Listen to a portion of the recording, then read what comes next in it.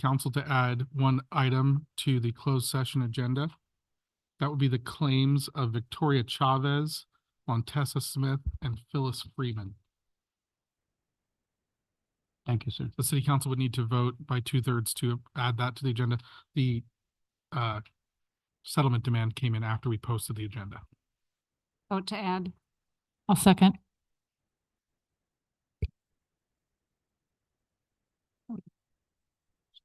Thank you. I have a motion by Councilmember Krupa, a second by Councilmember Kendrick to add this item to the agenda. Council, please cast your votes.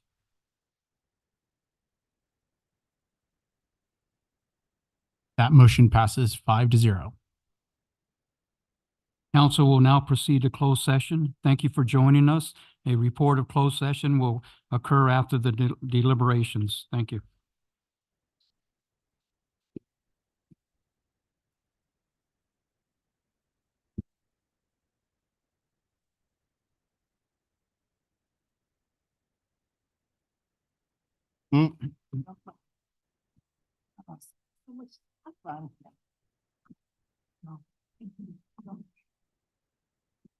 Rocky bottles, look at that on the way they need to be set, my friend.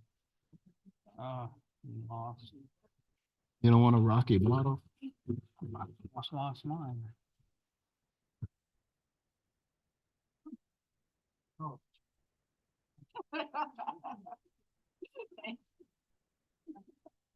Got it? I've done it a couple times. I know, you did it.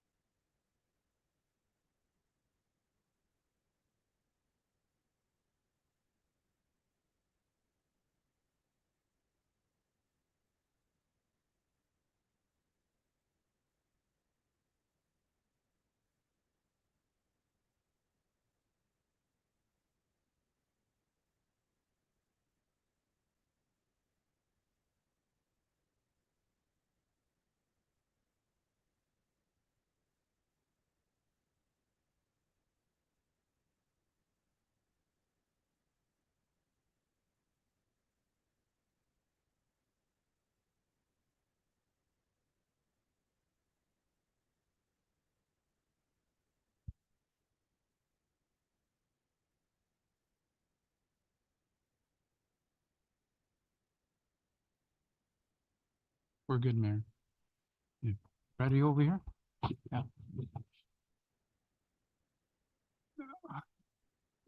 Gonna be my timekeeper? Oh, forget, I'll show you.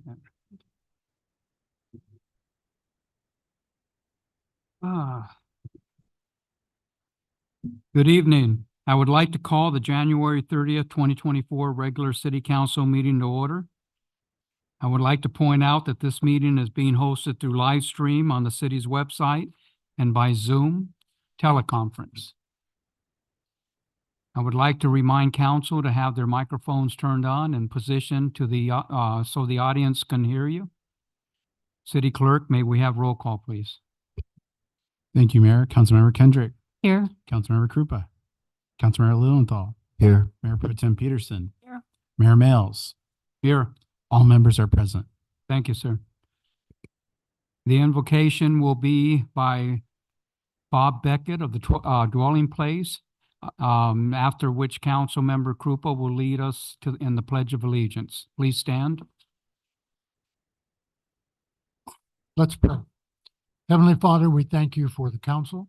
We pray that you'd give them wisdom and guidance as they lead us into the future with hope and with courage. We thank you for giving them the wisdom and the insight to do what needs to be done. We thank you for watching over them and protecting them. In Christ's name, amen. Thank you, Bob.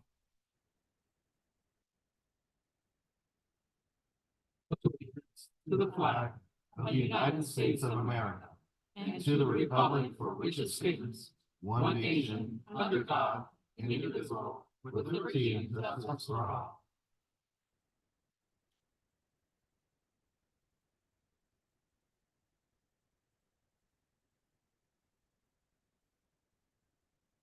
We will move to the city attorney's report from closed session. City Attorney, can we get a report, please?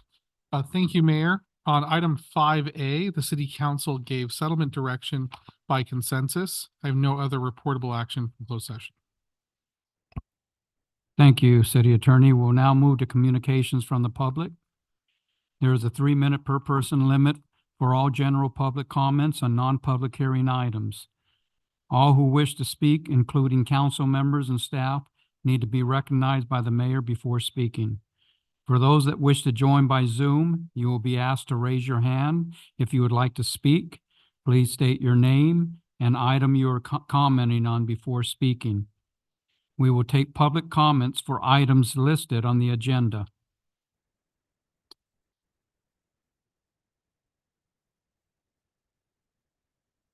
Now I have Reva Knutson? Knutson. Thank you.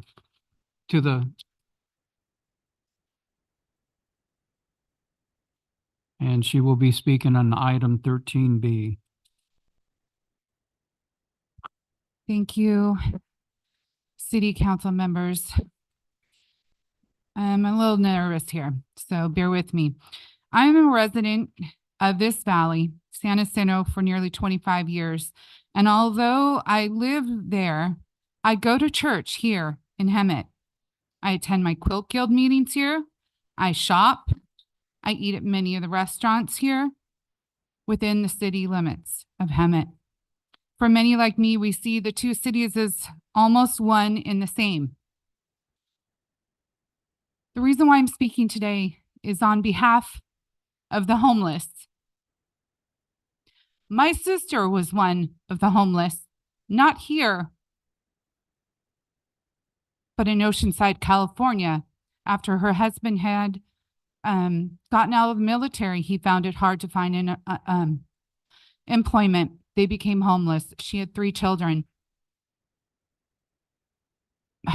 One of them was school age. She sent her to go to school and live with my sister. The other 2 were preschool, and they lived in a car. I let them stay with me for 2 weeks. At the end of the 2 weeks, my manager at my apartment complex said time was up. You can't have anybody longer than that. So the homeless has a special place in my heart. Thankfully, they had a pier they could fish off of the pier there and get some food and dumpster dive, and she would go through trash cans to get recyclables. At one point, her husband finally got a job, and she would stay outside all day with her two little ones in an adjacent parking lot and wait for him to get out of work. Now she's obviously, this is years later, 30 years. Okay. Now I'm living in Hemet.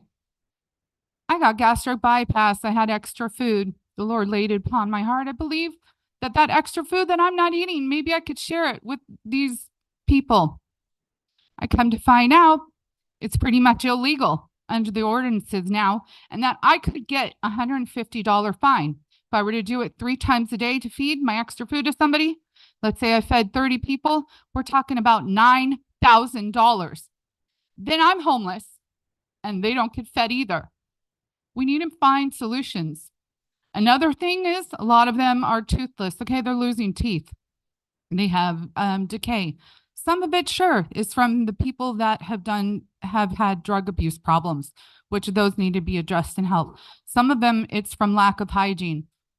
I don't know what I would do. One day I was out and I couldn't find, this was during COVID, but many of the bathrooms were closed. I am asking that somehow we find some solutions. We need a committee to help. We need bathrooms so that they can shower. We need places that they can go to the bathroom. We need places for shelter. There was one man, he was just shivering in the cold when it was raining. I need some help here. And it's just not enough. And not everybody can go to the shelter, and places are few and far between to get food. It's basically, I looked up a lot of the places, it's Tuesdays and Fridays. What about the rest of the week? Or when I don't know, it's like 3 days a week that they can get food. And then the shelter, you have to fill out forms. One guy, he had his ID stolen. Eva? Where does he go? You, real quick, Okay. before you walk away, Yeah. we've been working on the homeless situation. We have grant money that's coming in. And basically, feeding the homeless we found out through many years, it doesn't help. It just brings them here more, and it keeps them on the street where they figure they get fed and they stay on the street. And the old saying, you give a man a fish, he'll eat for that day. But if you teach him to fish, he'll eat forever. So we have programs that we're working on. We have new people we're hiring to work on the homeless issue. So things are going to change for the better here in Hemet and the Valley. And I'm telling you that there's a lot of things going on. It's just that we had to wait for the grant money to come in, and we're hiring people, we're bringing people in to work with them. So if you really want to do. They're also taking them off of the streets sometimes and arresting them at night. Now, we're And then looking they for come back to go get their stuff, and it's either stolen or taken by the places. long-term And then- situations or And these solutions. people are gonna get, look, looked at the statistics about the homeless. It takes off about 10 years. If you're on the streets just 1 year. Right. That's 10 years, and I don't have my sister around, and I don't want that for anybody. Sure, they need mental health help a lot, and they have drug problems, but we need to find solutions other than just starving them. And We can continue this Okay. conversation Well, after the thank meeting. you. But thank you. Adam Eventaub. I hope I said that right. 16A. I think I said Adam, right?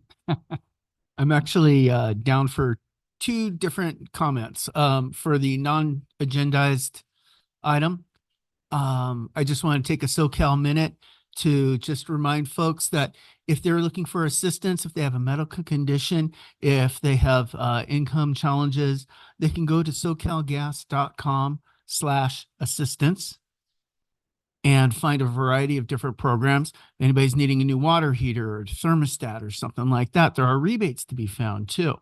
There are a variety of programs. Just take a moment to visit socalgas.com/assistance. And one other thing, everybody should have this in their phone. If you don't feel comfortable using socalgas.com, you can always call 1-800-427-2200. That's a number that all of us who are SoCal Gas customers should have in their phone, because whether you need a new meter or new service. Was there that you go. 70 or 07? That's 427-2200. Oh, 00. Yeah, 1-800-427-2200. Got it. And then lastly, I just wanted to mention for item 16A, I think we're going a little out of order, but I just want to mention that that's expensive, it's challenging, but it will be very much worth it. And speaking on behalf of the Chamber of Commerce, as just one member, we support 16 and think that this is a innovative and transformative sort of item You're talking Yeah. about the hotel. about the hotel Oh, item. okay. So I wasn't sure if now was the time or later. So anyway, so that's it. Thank you. Appreciate the Got it. moment, the time.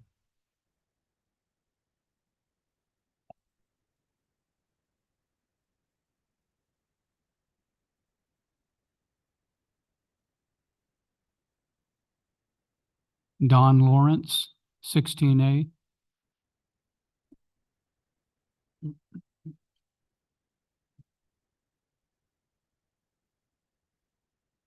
Thank you, Mayor Males and the rest of the council. Appreciate this opportunity to speak.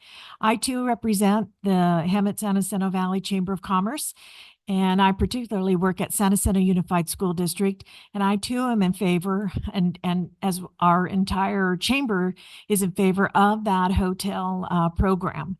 We feel that it's really a win-win for our community. It's the goals about quality of life, making us look a lot better, safe, clean, attractive, and comfortable for all who live, work, and visit.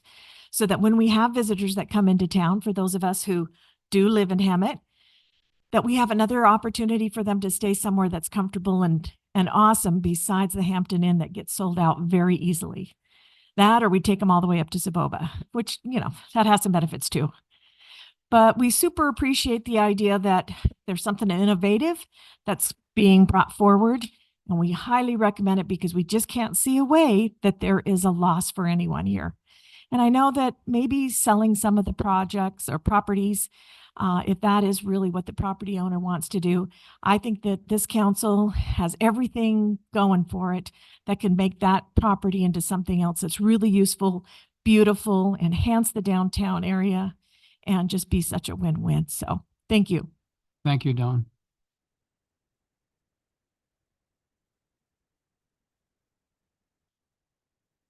Daryl Terrell.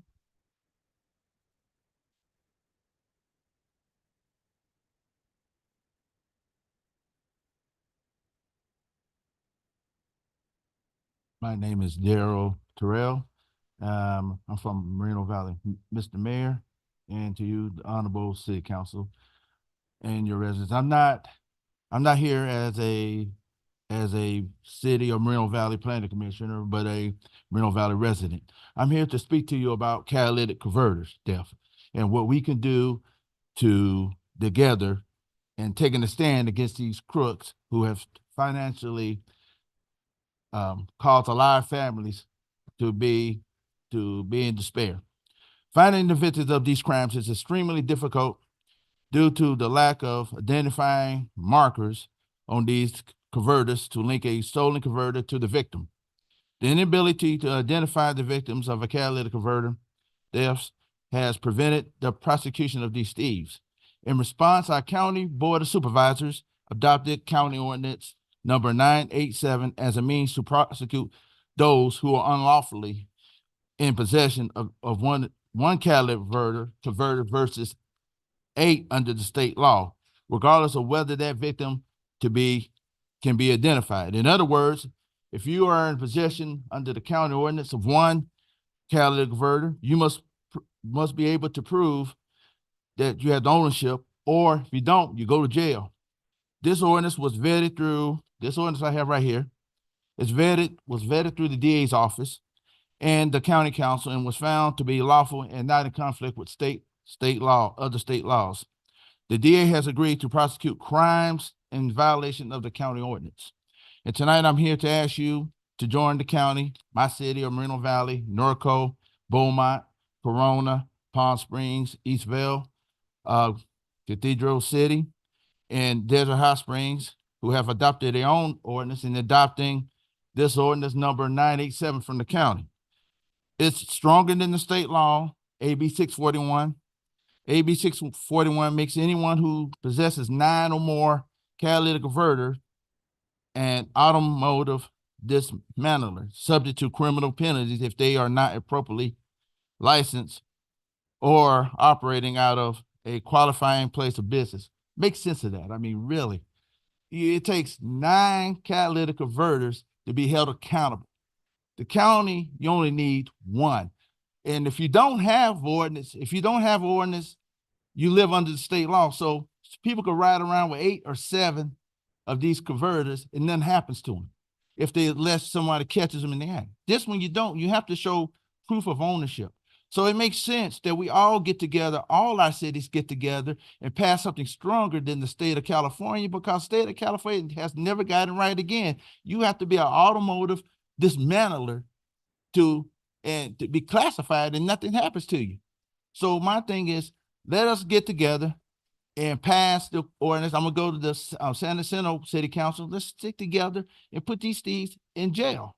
That's what needs to happen. So I want to present this in the public record. Thank you. Thank you, Daryl.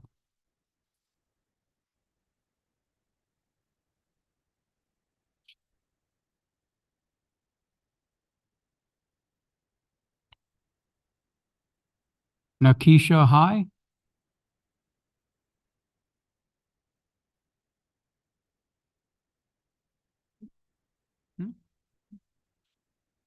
Hello, Mayor, and hello, council members. I just wanted to come and address the council and let them know my organization been here. We've been in Hemet. I'm a resident of Hemet, and I have been serving the Hemet community since 2019. Where the name of my organization is High Expectation Development Corporation, and we have been helping the homeless, helping people who need resources, helping families get off the streets. We have an outreach team that actually go to the streets. When I first got here, it was a lot of elderly that was on the streets and just sitting there and didn't have nowhere to go. I connected with Adult Protective Services to ensure that the people would be off the streets because they just didn't know how to obtain the resources that they needed. I wanted to come and address the council because to let them know that we are here and we are serving the community. And by all means, I hooked up with different local churches and different organizations in order to assure that the people who don't know how to get the services to prevent them from being homeless, that we connect them to them services. Homeless prevention, we're part of the Riverside County CLC, and we just wanted to come and express that to the council and let them know that we are here in a city and we go out twice a week, Tuesdays and Thursdays, and we also bring hot meals to the community. And not because when we started doing this, we found out that it's hard to talk to somebody or get them to go over why are they on the streets, so we can address that problem to get them off the streets. So we bring hot meals to ensure them, like, we're not here to hurt you. We just trying to get you help to get off these streets.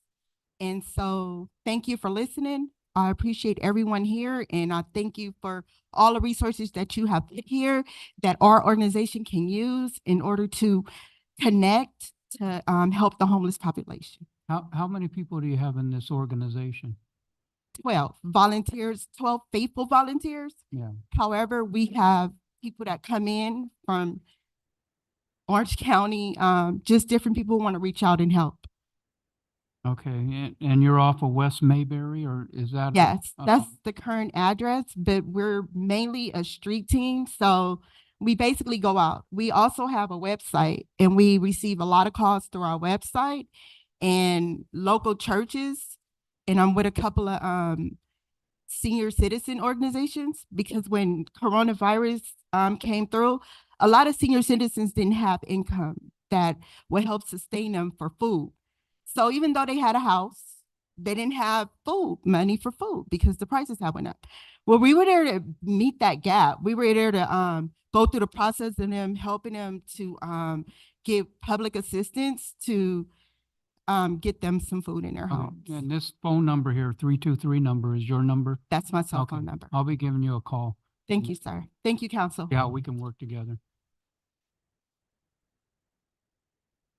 Okay. Thank you. Okay, thank you. So 1 hour, where are we? 3-minute person. I lost track where I am. Am I, there is a 3-minute person time limit. Where am I? I'll call the Zoom.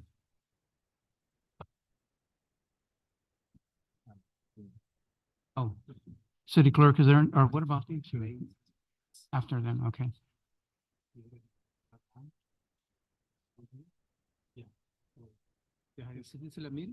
Okay. We have one more public comment. And then I'm gonna call on the Zoom. Agenda item? General. Oh, so, okay, so here. City clerk, do we have any Zoom? Thank you, Mayor. If there's anyone on the Zoom call, now is the time to raise your hand and I will unmute you and we'll give you just a few short moments here. And again, this is for public comment. Seeing none, Mayor, there's no public comment on the Zoom call. Thank you.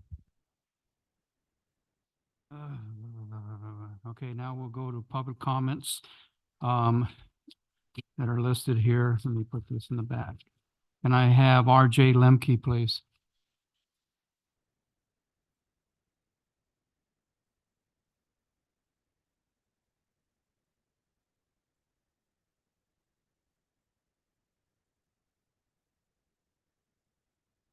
Good evening, ladies and gentlemen. My name is RJ Lemke, and I'm here to talk about a matter that may seem extremely distant, but requires the utmost attention at every level of government, and that is the genocide happening in Palestine. There is a certain notion that advocating for a ceasefire in Palestine is an endorsement of Hamas, and that is not true. A ceasefire in a free Palestine is not about being for or against Hamas, or politicians making it a Republican or Democrat issue here in America. It is about the over 25,000 people who have died, and it is about preventing exploitation of another indigenous group of people. There is also a notion out there that we had a ceasefire before October 7th, and again, this is not true. The Palestinian people were forcefully ejected from their homes and land in the first Nakba in 1948. And since then, you can find countless examples of Palestinians being killed by Israel. There is one last notion I'd like to dismantle, and that is America getting involved could make the situation worse. To that I say, to get a permanent ceasefire in a free Palestine would be complicated. However, that does not give us permission to throw our hands up in the air and give up. If a problem is important enough, then it is a solution worth fighting for. And for some reason, Palestinians are not being seen as people, and the grotesque number of 25,000 was mostly children with hopes and dreams. And I'm 22 years old, and there's people my age having to fight for their right to exist. They are also just people who don't deserve to have to live in these unacceptable conditions. I urge all of you to use your position of power to tell our federal government that our city does not stand for the ongoing genocide in Palestine and call for a permanent ceasefire. Thank you. Thank you, RJ.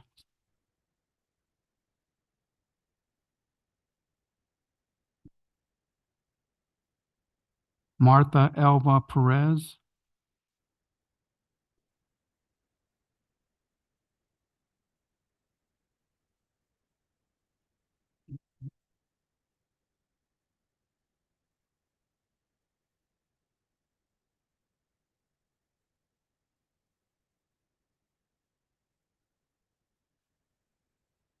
Okay.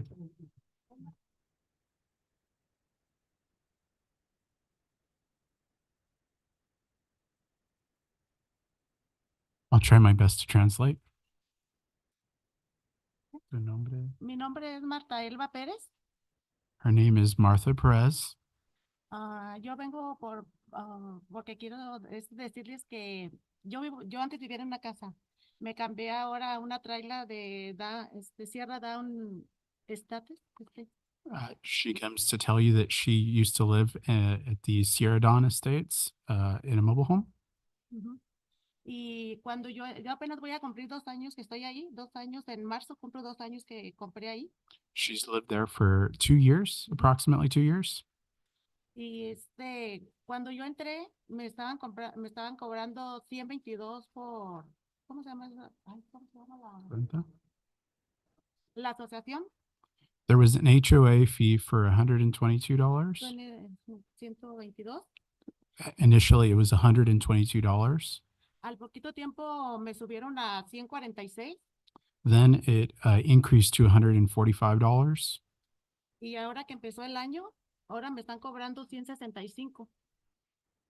Now that the new year has started, they're charging $165.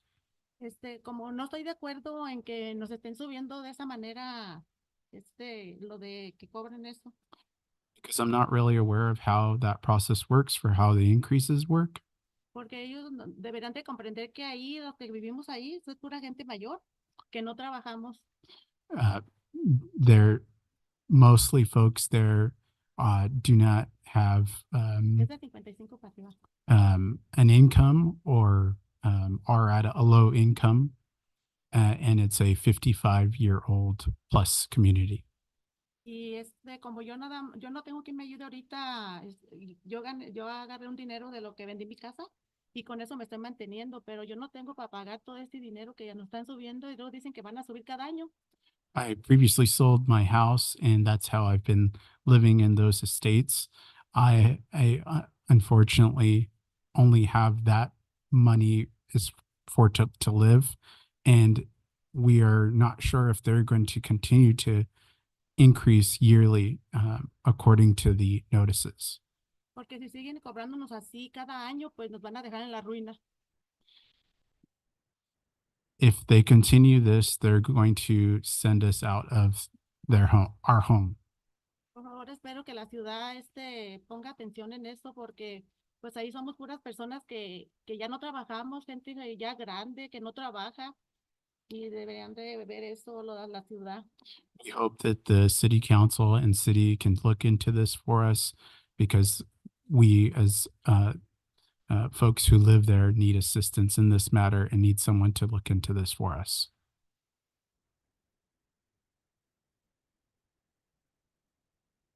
Pues es esto que por favor nos ayude la ciudad para que no nos cobren eso.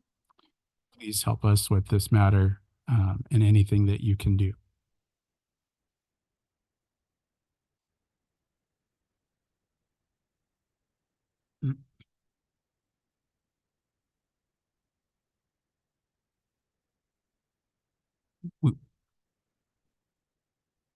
We purchased the home there with the idea that we had an agreement for a specific cost. However, it's continued to increase in cost. Sí, que quería eso porque yo ya voy a cumplir 60 años y ahorita yo pedí trabajo, pero no me quieren dar ya trabajo. Ya pedí en 4 lugares y nomás me miran y no me dan trabajo. Y pues si nos van a quitar así el dinero de esa manera cada mes, pues creo que nos van a dejar en la ruina, la mera verdad, nos van a dejar sin dinero. I've turned 60 and have had difficulty trying to acquire a job. And if they continue to increase our rates, they are going to leave us without a home. Okay. A ver si nos escuchan. Please hear us with our comments. Okay, hold on. The attorney wants to say something, so. The city will look into that, so we'll have the contact information and we can give them a call back. Nos vamos a colectar su información y vamos a contactar a ustedes. ¿Sí? Sí. Ay, por favor, díganme que hagan algo, por favor, porque el dinero se va y pues yo ahorita no tengo ese dinero que es extra que me están cobrando, es para yo comprar mi comida. Money goes really fast and we don't have a lot of money and time so please, anything that you can do. Y pues, por favor, les pido que hagan algo. We just please ask you to look into this and help us. And the number on the paper is correct, so we can contact. Okay, Thank you. That's just. thank you. Well, no, okay.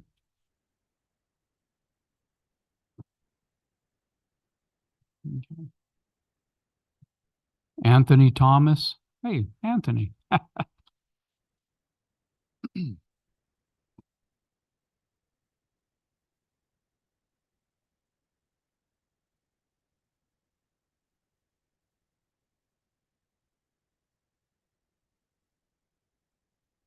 City Council members, Mayor, my name is Anthony Thomas, and I'm here for the people of the city of Hemet.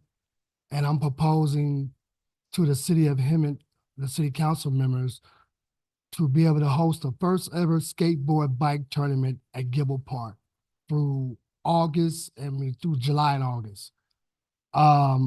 This give back program for the Summerfest for the kids is for them to have somewhere to go after school.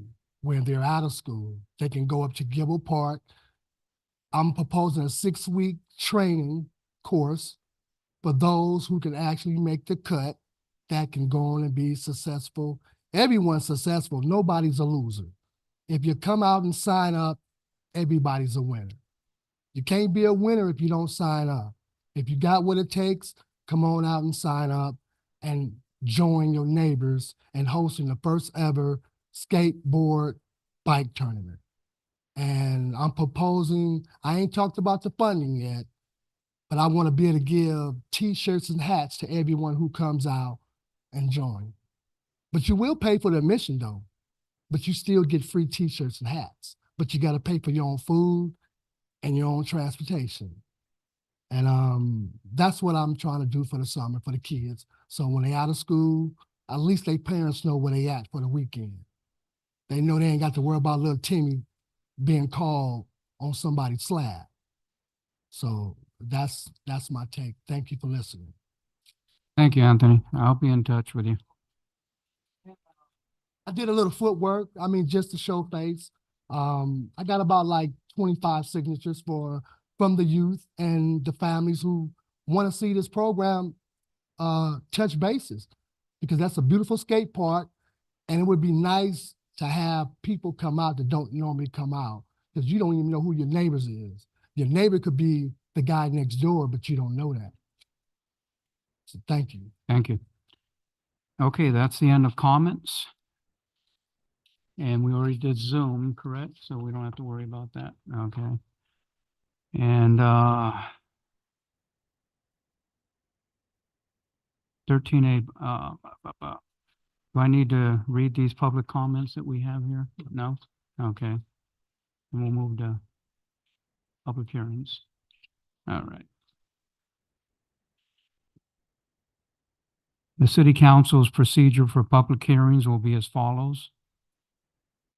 Staff will provide a report and clarification of items presented.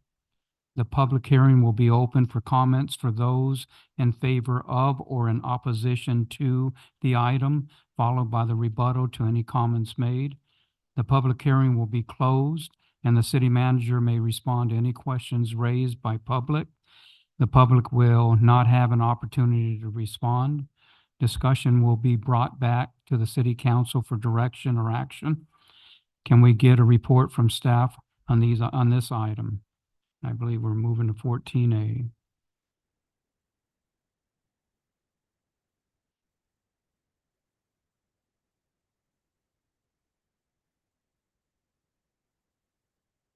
Thank you, Mayor, members of the City Council and the community. I'm Monique Alanis Flater, Community Development Director. This evening before you is a zoning code amendment for manufacturing zones. This is in alignment with this council's strategic goals of community engagement, partnership, and collaboration, as well as organizational effectiveness. Pacific Mobile Structures has submitted a conditional use permit development application to the city of Hemet to allow the company to carry out operations that include light manufacturing, assembly, storage, and services of off-site mobile offices, units, and storage containers for rent, and a variety provided by a variety of agencies such as school campuses, construction sites, and governmental agencies. The property is currently zoned, well, the land use designation is industrial. The property also has two separate properties that are zoned, but it will be contiguous and it will be one whole project. The zoning is commercial manufacturing and M2 heavy manufacturing industrial.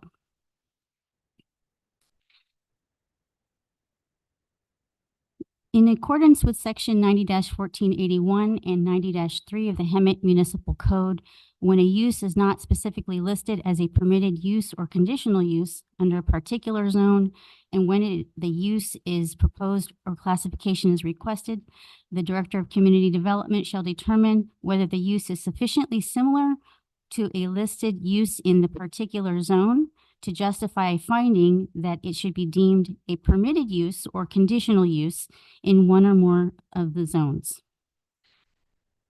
Before permitting or classifying an unlisted use, the director shall first determine the following conditions exist. And in addition, the director shall notify the Planning Commission and City Council of the determination of use. Once that determination has been made, the director shall initiate the zoning code amendment. The findings that are required under Municipal Code Chapter 90 is that the proposed use meets the objectives of the zone. The proposed use and its operation are compatible with the uses permitted in the zone, and the proposed use is similar to one or more uses in the zone. In review of the proposed application, the parcel that is closer to the street frontage is this commercial manufacturing zone.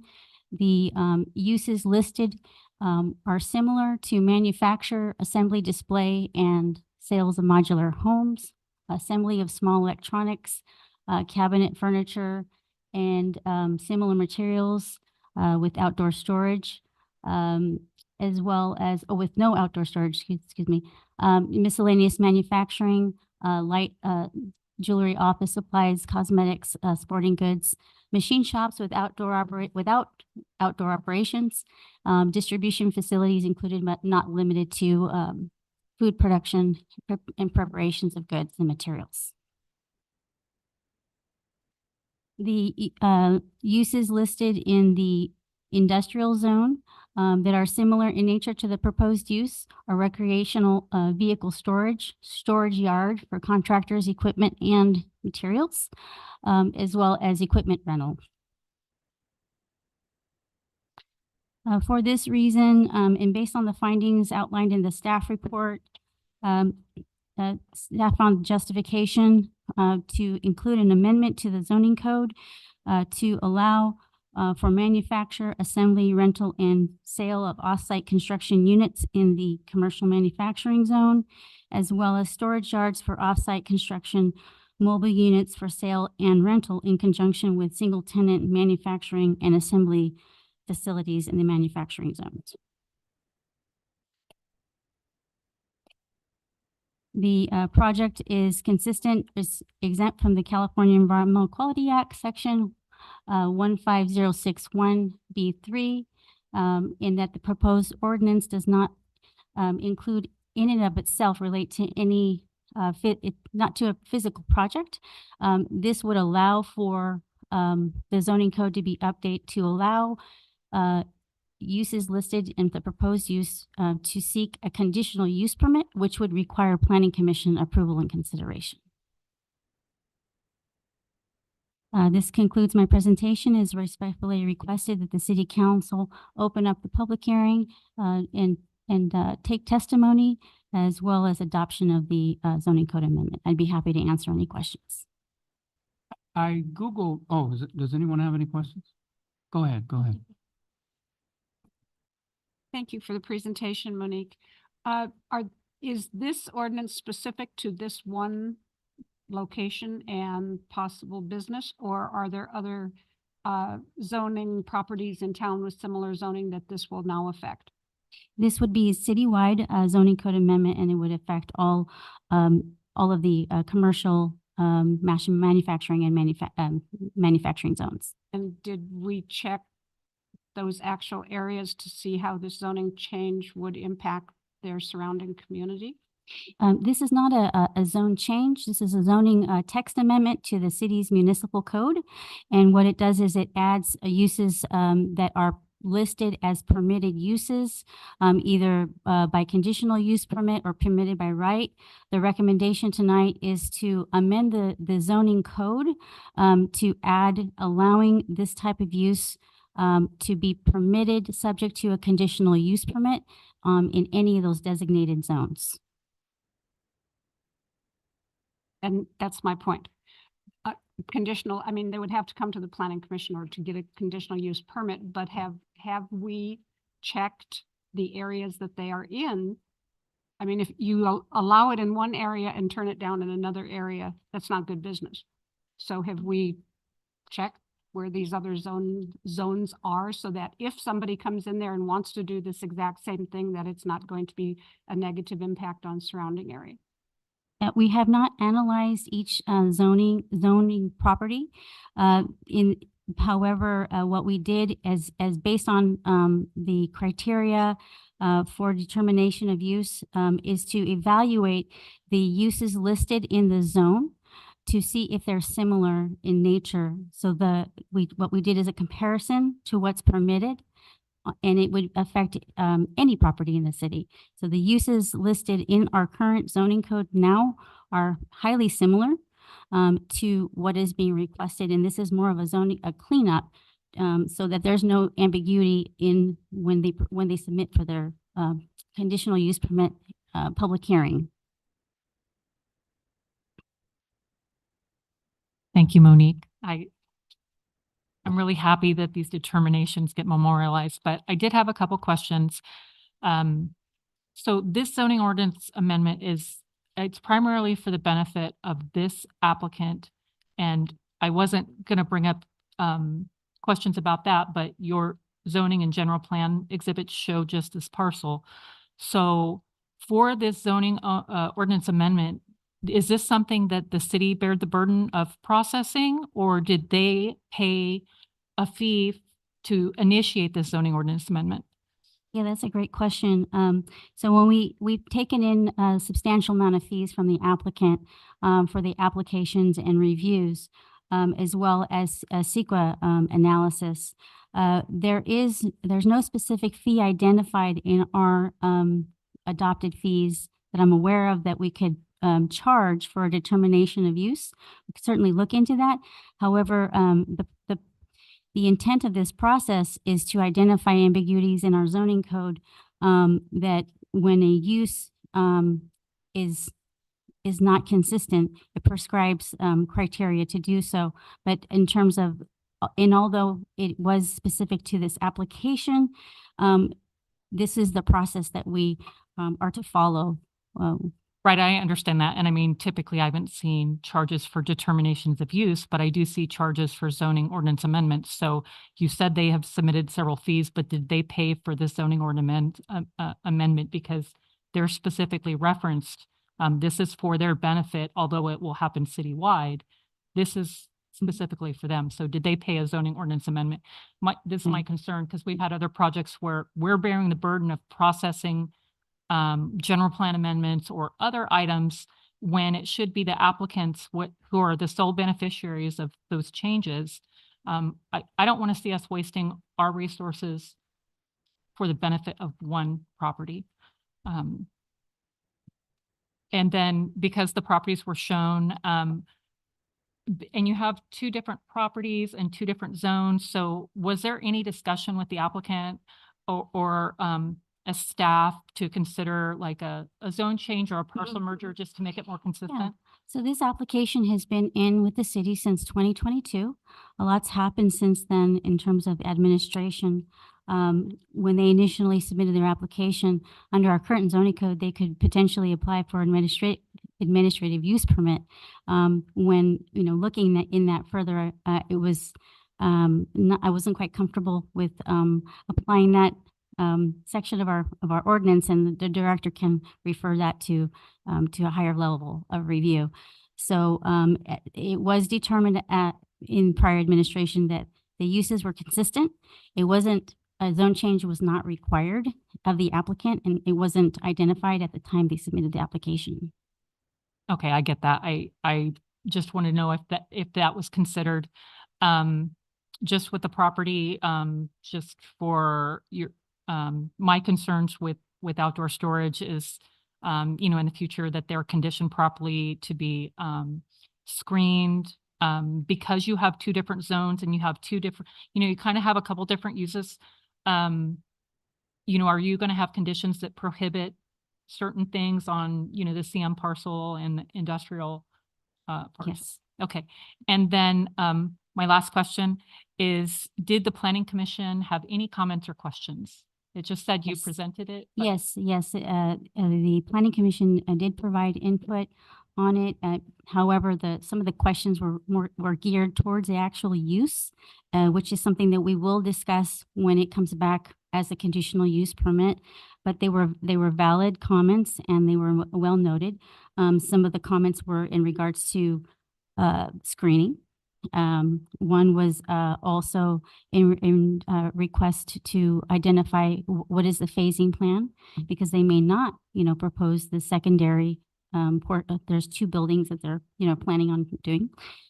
So there was a question about the phasing and timing of construction, and whether or not there would be any issues with the validity of the conditional use permit. There was also a question about whether or not we would just allow storage, and, they would just store and not have manufacturing. So that would be something that we have to confirm, and that's the intent of the ordinance here, is that if there is a storage facility that is in conjunction with a manufacturing, single tenant ancillary manufacturer. use. Yeah. Okay. I'm glad that, there was something related to the zoning ordinance amendment. So that's all I had. Thank you, Monique. Did anyone at the Planning Commission in the audience have any questions? Like, did anybody come in opposition? I don't recall any comments in opposition in regards to the discussion. So when it comes to the storage, would it be something similar to, are you familiar with Forest Rivers on Palm Street? Would it be something Oh. similar to that? It would not be similar with respect to screening. You would not, this will be a new commercial development with newer city standards that we would be requiring, right-of-way dedications, roadway improvements, landscaping, park, ADA sidewalks, curb gutter sidewalk, full enclosed, screening, screen walls around the development. We'll be taking a look at what our current code, I'm not sure if that, the prior maybe non-conforming, or maybe some non-conforming conditions in the other location. Thank you. No, I did, but, are they gonna have any fencing around this building if it's approved? Fencing, security fencing is required, and we will be looking at that. One of the considerations is that the code, and this is something we'll come back to the city council for discussion on, what is the appropriate fencing in the city. And our code does allow certain type of fencing in the industrial zoning districts. So yes, it will be required to have fencing and security. Okay, and the only reason I asked that, because I did a Google Earth on their Menifee site, and it looks like they have something similar there, two properties, one where they work on the actual, what do you call it? Yeah, construction, and it looks like the whole property is full of returns from, construction that's ended already, and I think where they're at in Menifee, there's no homes close by, so the fencing, I guess, isn't required, but here they would. And Just want to make sure that, you know, that it's secured there because they're going to be using paints and other flammable materials that people like stealing, and it would have to have something to Yes. keep it secure, so. One of the important features of the code amendment is that in the commercial portion where the actual manufacturing would be subject to conditional use permit, outdoor storage is prohibited along the frontage of the, there's two components. There's going to be a storage area that's permitted towards the rear, even though there'll be a street. So there's going to be restrictions when we consider the application. Okay, thank you. Anyone else? Did you say I object? All right, can we get a motion? I'll make a motion. I'm sorry? Gotta open public. Oh, public. What about the public? Do we have anyone in the public? Oh, oh, I do. And where did I get that from? Okay. The public hearing will be open for comments for those in favor of or in opposition to the item, followed by rebuttal to any comments made. The public hearing will be closed and the city manager may respond to any questions raised by the public. The public will not have any opportunity to respond. Discussion will be brought back to the city council in direction or action. Can we get a report from, oh, we already got to. So do we have any public comments? Thank Yes, you, sir. Mayor. I'm going to call out to the Zoom call. If there's anyone on the Zoom call that'd like to speak, now is the time to raise your hand for this public hearing item. We'll give you just a few short moments. It's item 14A. Seeing none, Mayor, there's no public comment. Okay, what about out here in the audience? Are they allowed to talk here? Yeah, so Anthony? We'll do a second call if there's anyone here for item 14A for public comment. Now is the time to bring a speaker card or come to the podium. Come to the podium. Go to the podium, Anthony.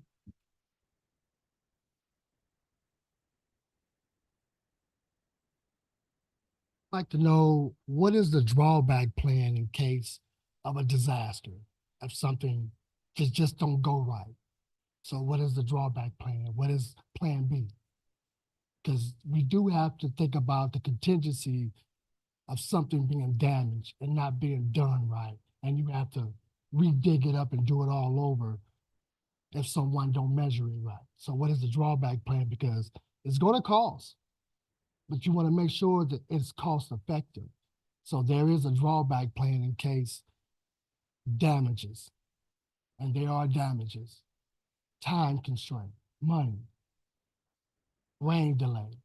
So those are the contingency plan that I'm questioning is, you know, the time coordinates and how long it's gonna take to get done so the city won't have to keep footing the bill. Thank you, Anthony. Monique? Yes, sir. Oh, we have one more public speaker. Monique?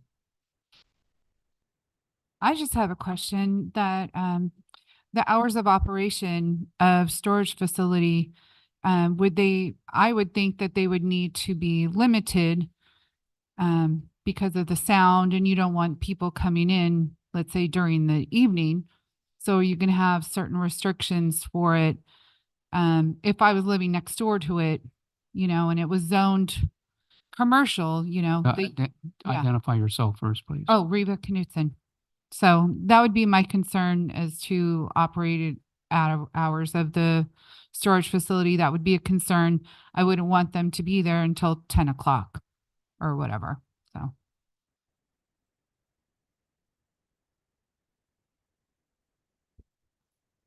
Can I make a comment?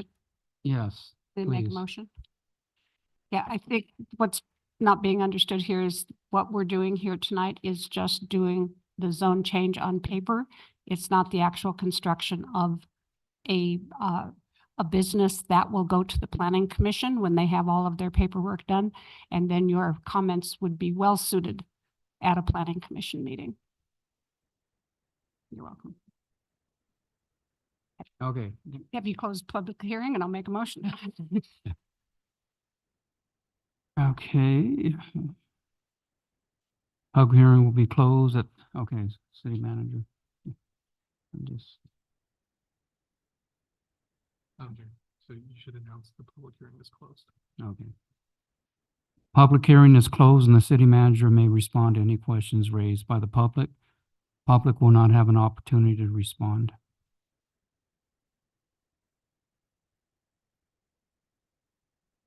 Okay. Okay, so we're bringing no it back to comments, the city council. I will make a recommendation, I will make a motion that we do the recommendation before us. We've opened and closed the public hearing, waive full reading, read by title only, and introduce an ordinance of the Hemet City Council of Hemet, blah, blah, blah, blah, blah, which the city clerk will read. That's my motion. I'll second that. Thank you, Councilmember Krupa. Motion by Councilmember Krupa, second by Councilmember Kendrick, and we're going to do a roll call for this public hearing. Councilmember Kendrick, Yes. Councilmember Krupa, Yes. Councilmember Lilienthal, Yes. Mayor Pro Tem Peterson, Mayor Males. Yes. That motion passes 5-0. For the record, I will read the recommendation to the city council. Open the public hearing and take testimony if any, and waive full reading, read by title only, and introduce an ordinance of the city council of the city of Hemet, amending various sections of chapter 90 zoning of the Hemet Municipal Code, including article 26, commercial zones, and article 15, manufacturing zones for, 30, excuse me, manufacturing zones for inclusion of manufacture and assembly, rental and sale off-site construction mobile units in the CM commercial manufacturing zone, and storage yard for off-site construction and construction with a single tenant manufacturing facility in the M2 heavy manufacturing zone. Thank you, Councilmember Krupa.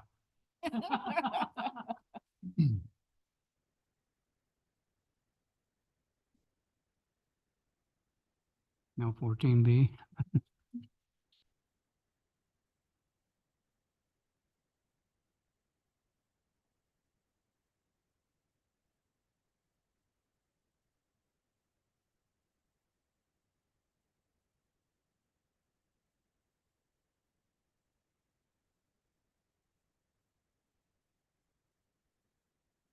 What are we waiting on? 14B, please. We'll have a PowerPoint up in just a moment.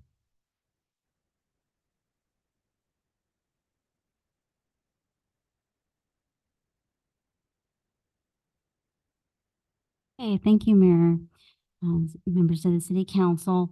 The item before you this evening is an ordinance, a trash enclosure upgrade ordinance. The proposed ordinance is in alignment with the council strategic goal of enhancing the visual experience of the community to make it attractive and reduce blight, as well as enhance the visual appearance of the community, and this is a result of the beautification and code summit. On April 18th, 2023, the city's police, fire, including code enforcement, public works, city attorney's office, and office of the city manager met at the city's Covell building to discuss strategies to clean and beautify the community. The participants in the code summit discussed challenges the community is facing to improve the city's municipal code, cleanliness and beautification efforts, opportunities to streamline operations, improve communications, discuss resources that would add value, and seek strategies for integration. On October 10th, the City Council established a trash enclosure pilot program to reduce the blight, safety, and security issues that unsecured bins present. The council appropriated $500,000 for the fiscal year towards the trash enclosure pilot program to offset the costs of construction. The city launched the trash enclosure pilot program, which would allow for award of up to $20,000 for project eligibility in compliance with the city's current refuse standards. The eligible projects would be along the commercial corridors, Florida Avenue, Stetson Avenue, State Street, and San Jacinto Avenue. Subsequent to the council meeting, the council directed the city manager to prepare an amendment to the Hemet Municipal Code to provide for adequate space for refuse and recyclable materials and collection, and to allow conversion and removal of required parking spaces with justification. And to prepare an amendment to the Hemet Municipal Code that would require compliance with the commercial and industrial refuse requirements within 2 years of adoption of the ordinance. So by January 1st, 2026, all existing and new developments will be required to have a standard refuse collection enclosure with the approval of this proposed ordinance. The proposed ordinance is in compliance and exempt from the California Environmental Quality Act, Section 15061B3, in that the proposed ordinance does not have or relate to any physical change and will not result in a physical change to the environment. This is a text amendment to the city's municipal code.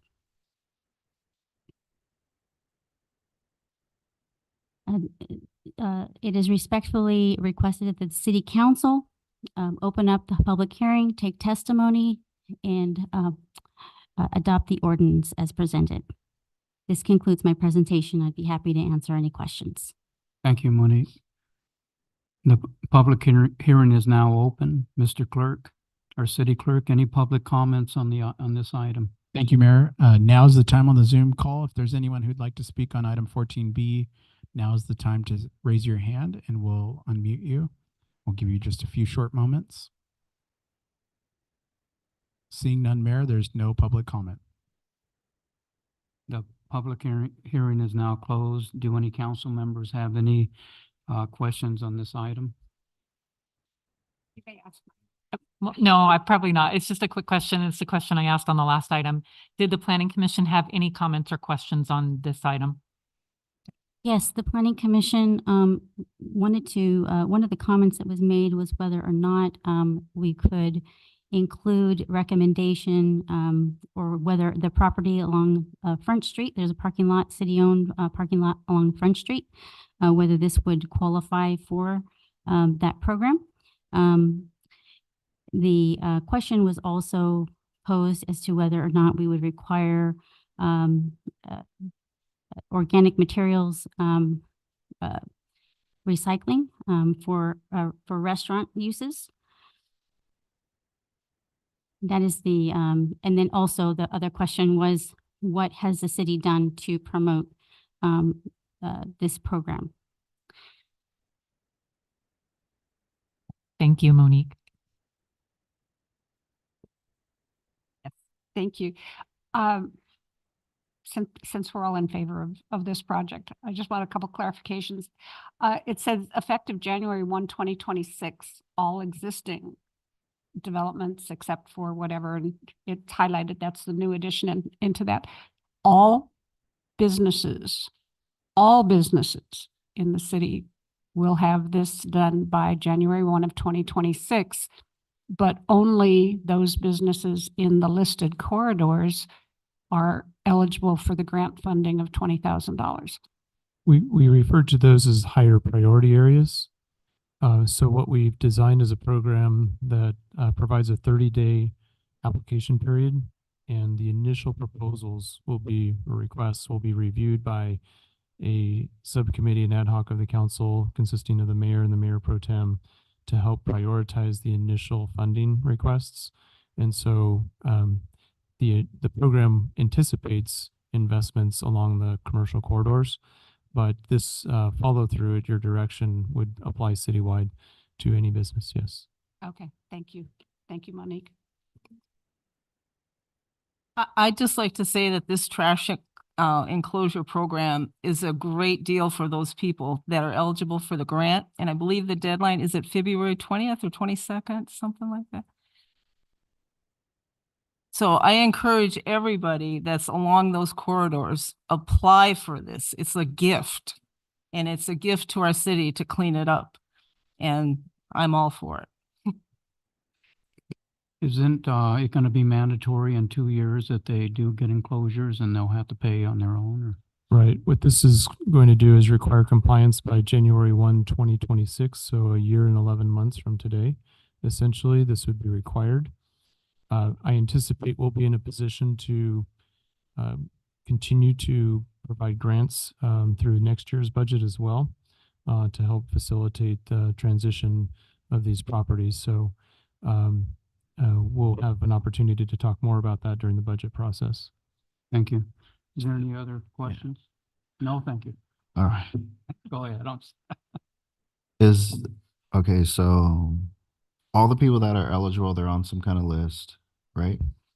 And then the money runs out for those people, and then everyone else is left to do it on their own. Do we have anything? Because what I'm seeing is the owner of a property may be leasing to a small business and then try to push the cost onto the small business. Do we have anything in place that we could use, or is any grant money? Can we think about that for next year's budget?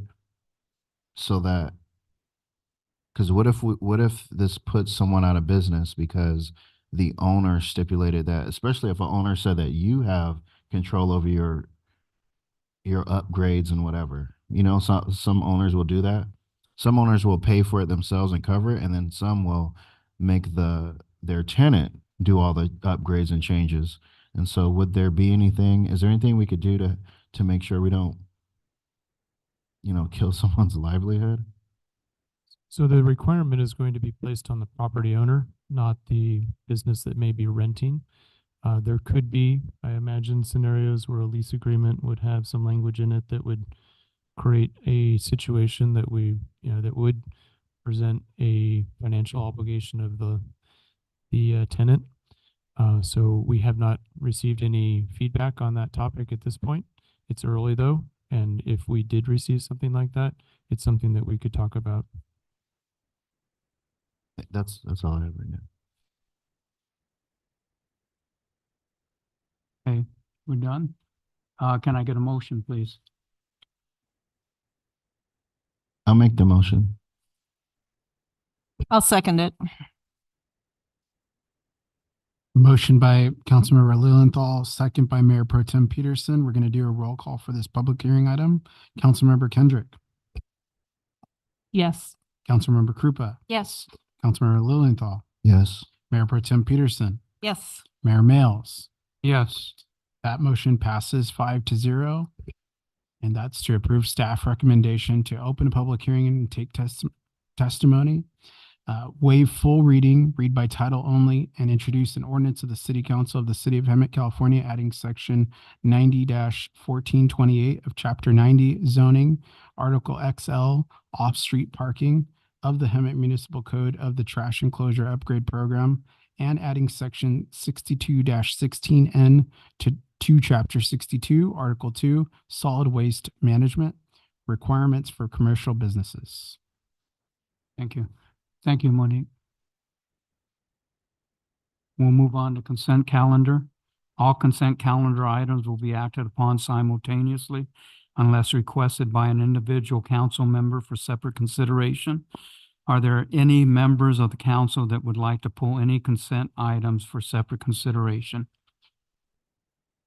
I have a lot, so I'm hoping somebody else will Okay. pick some up. I would like to pull B, C, 15B? B and C, I'm sorry, G, C too? yes, G and H. And I think that's it. Any other council member? Yes. I'm glad Linda went first, so I didn't have to pull most of them. All of them, right? So I'd like to pull 15D and 15F. I just have quick questions on all mine.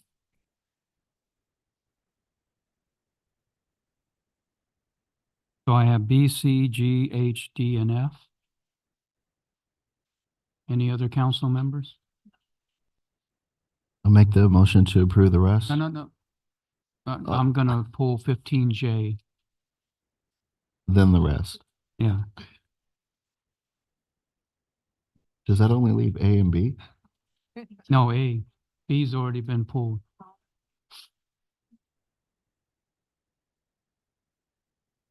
G hasn't, yeah, H, I.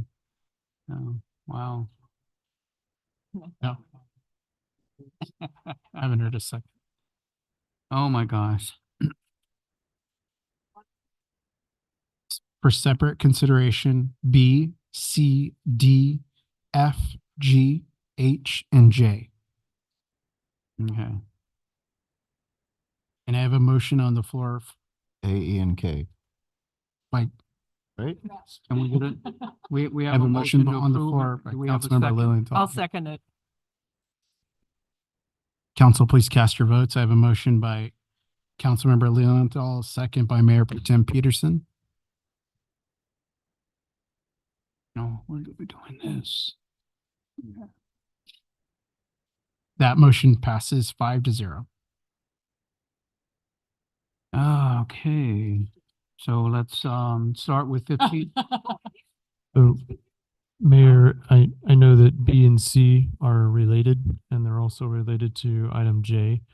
And our police chief is available to answer any questions you have. Okay. So we'll be bringing up 15B, C, and J. Yes.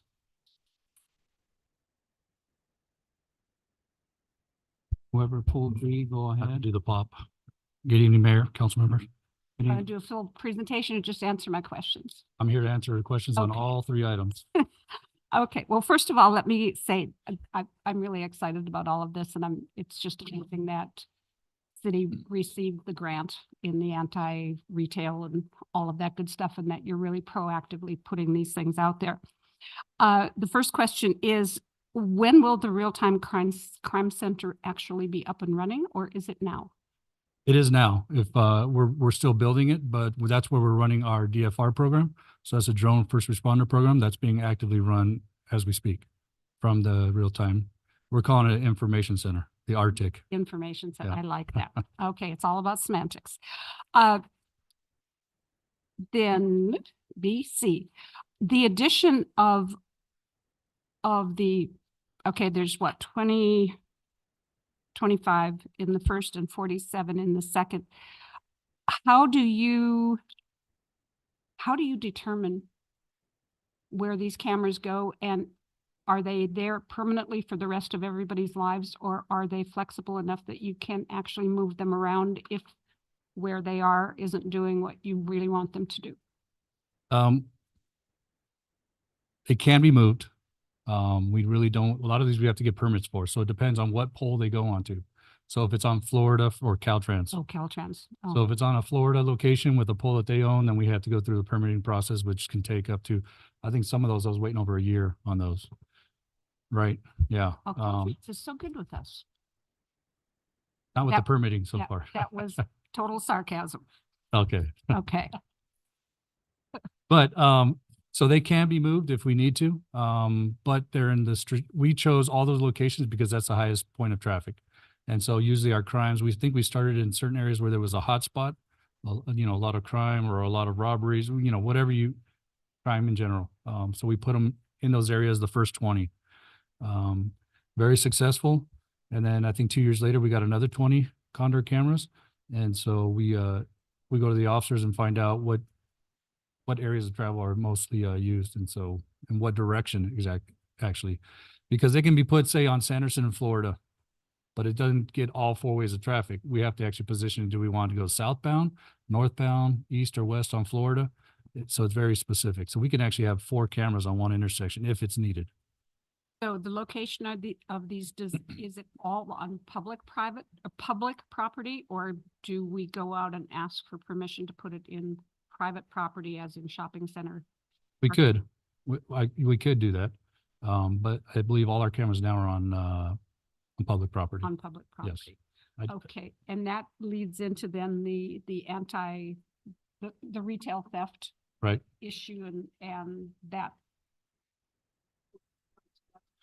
That will all come together. So that will all go into our retail, sorry, the Arctic. We'll call it the Arctic for tonight. We'll go in the Arctic Center. And it'll be live. We'll have someone manning that when we get that position filled. It'll be a media and intelligence analyst, and she'll be watching, he or she will be watching those monitors. This week, I would urge you guys to come by and come check it out, because we have been. Over and. Absolutely. We have the monitors on on the wall, a whole wall full of monitors. So we're very close to going 100% in that center. But yes, it will be live streamed into there, and they can, they'll get a hit on Flock. So if you don't know how Flock works, this is the Falcon. Flock has all their cameras. They name them after birds. So we got the Falcon, we have the Condor. And so the Flocks will get an alert on our computer or on the officer's phone inside the police vehicle, and it'll alert them and let them know, hey, if this vehicle is a stolen vehicle, or if it's a wanted vehicle from the Department of Justice, say related to a homicide or something, it'll pop up and it'll show what direction they're going. And so we'll have live feed immediately. We have that now, but it will be consolidated into officers on their phones, on their tablets, and into the Arctic Center. My questions on B and C. Who had questions on J? Okay. That is specific to the Falcon, the Flock Falcon cameras. I had B, C, and J. Did you have J? No, I didn't Oh, have J, so go ahead if you want. Okay. For B, I guess my question was, what is the annual cost of the 8 cameras that we have now? And is there any way that they can be lumped into the grant, or are we accounting for that grant in other areas? I don't have the exact cost for the first 8, but so the first 8 were purchased, they were requested and purchased before we even put in for the grant. So if we can't put those 8 cameras and lump it into the grant, because that'd be supplanting the funds. That's already set aside. We've got that. Then the grant came along. And so now we're going to purchase, we're trying to purchase another 25 cameras, Condor cameras to go with that. So it's 2 separate purchases. Okay. And then on 15C, which you also referenced in 15B, was the estimated value of the stolen vehicles is over 3 million. So is that based on both the Falcon and the Condor helping with, is this the same number for both? It's actually over 4 million now. That information is a little older. So it's over 4 million. No, it's only the Flock Falcons. We don't have any of the Condors installed yet. Okay. So this is just the Flock Falcon cameras. So, and can you explain the difference between the Falcon and the Condor? So the Falcon is a ALPR camera, which is a automated license plate reader. So when it goes through an intersection, it passes that camera's view. It takes that license plate, and that's what it sends, into our computers and our tablets. It's even smarter than that. We don't even have to have a license plate. We can have a vehicle color, a make, we can have damage on the vehicle, and it'll pop up all those vehicles that match that description that we put into the system. So that's why it's been so successful for us. So that's the Falcon. It's an ALPR. The Condors do not read license plates and maintain that or send it anywhere. The Condors are going to be like a pan tilt zoom type camera that's 360. So those we plan on putting on intersections and in shopping centers, actually. And what's their purpose? They're 360s and don't read license plates? They don't read license plate, but we can watch what's going on live stream into the Arctic Center. Okay. So I'll give you a scenario. We get a Flock hit on a vehicle. We get that intersection, Sanderson, Florida. It's heading westbound. We have a Condor camera there. We can follow that vehicle. We can now go to that camera that's near that intersection, find the vehicle, follow it, and then give live updates to the officers that are responding to scene. And then my last question, which is related to all of these, I know that it's the grant that's funding these for a couple years, and that the staff report indicated that, you'll look at grants when that time comes, but have we identified other potential sources to keep this program ongoing if there's not grant funding in the future? Well, we'll go back to budget or we have the Measure U that will cover that. Absolutely. That's all I had, Chief. Thank you. Malcolm? I got a couple things. So you just said the Caltrans thing, you need permission from them? Yes. And you could put it on each side. So if you get permission from Caltrans to go south, if you want to move it north, do you need permission from them again? Yes, it's a different pole, so, and they're all numbered. Okay, and on the map, I only saw 18 cameras, and I know some of them are kind of superimposed, but was there 20 on there or was there 18? There is. I actually have the list here. I didn't want to go off that map because I was unable to zoom, but they're stacked on top of each other. There's 3 in one area that they're covering each other. So that's why we Okay. lost the number. But I have all I those. kind of listed thought here. that, so. Okay. And just a little bit more on the Flock Falcon. We were the first agency to implement this with the 20 cameras, and now we have over I want to say 1,000 cameras in the county, countywide. So all the cities have jumped on board, and everywhere you go in the county area, you're going to see those cameras out there. And So we they're all all share networked this together information. then, We all share this information. Yep. which is good. That's good. Which is good for our county and outside of the county. We'll get emails requests from other cities and other counties saying, can we share your cameras as well? Because they may have someone in our area that, and they want to type in the license plate. And so when we get to hit here, they'll get it as well. Can you give us a scenario how that's helped you with a vehicle, locating a vehicle or from one city to another? Or? Absolutely. I can tell you one. I'll look at the list. I want to name these off specifically because they're they're important. But I know of one when I was going home one day on State Street approaching Dominigoni, and we got a Flock hit, and it was a GOJ hit for a homicide suspect out of LA that happened that day. So he had left LA and he's in Hemet now on State Street. So we were able to stop the car and take him in custody. Wow. So, That's good. but besides that, I'll give you some Hemet statistics, very important ones. Flock, these are directly related to Flock Falcon. We got these suspect arrested for the U.S. bank robbery in 2021. We had the AutoZone robbery series. If you guys remember, they were going all over the county, robbing these AutoZones. Oh, yeah, yeah. Yeah, and so we got them in custody. Several suspects arrested through this Flock Falcon. Homicide that occurred in our city, a gang shooting, a critical missing. So that was the most recent. It's unfortunate he passed away, but so we tracked him to a certain area, and then we used Flock afterward. They said someone came and picked him up in a truck that matched the description. So we typed in the type of truck. We looked at all those cameras. We found it. We got the license plate. We were able to contact the owner, and he confirmed he picked up this mail and he dropped it off at a certain location. And that's where we continued our search. So that's how it's very beneficial. So the Condor and Falcon work hand in hand then? That's all Falcon. We Oh, that haven't was even all seen the benefits that we're going to see from the Condor yet. Interesting. Any other questions? I have a question on the LVTs, if you don't mind. Absolutely. Get there.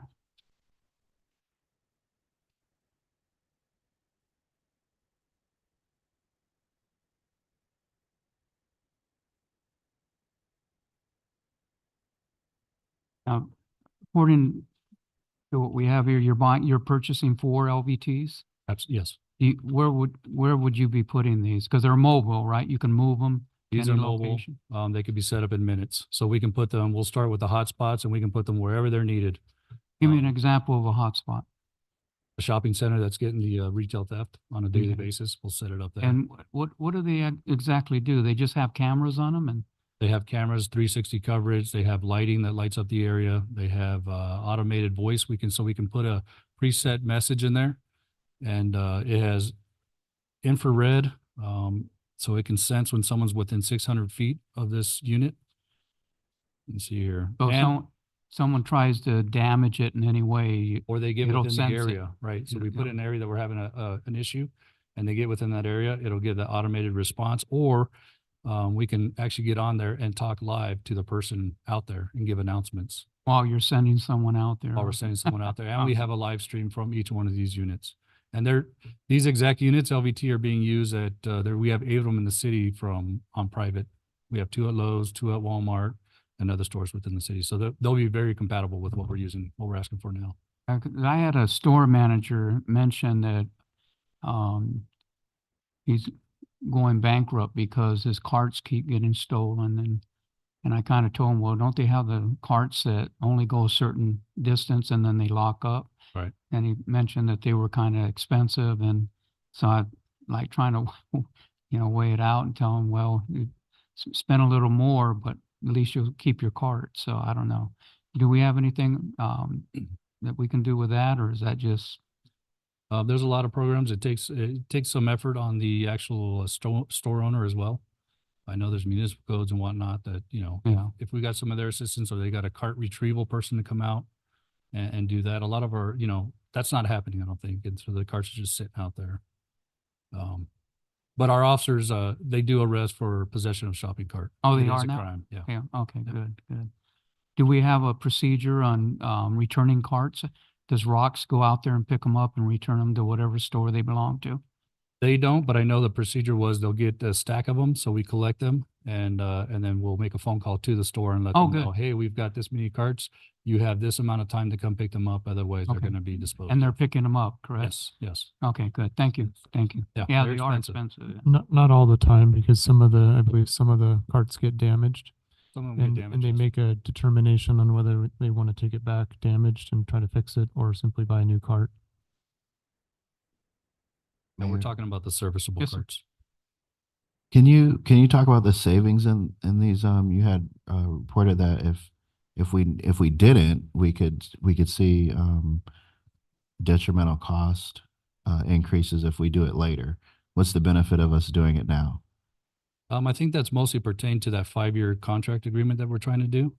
So we made our first purchase of 20 cameras in 2020, and they were $2,000 a piece.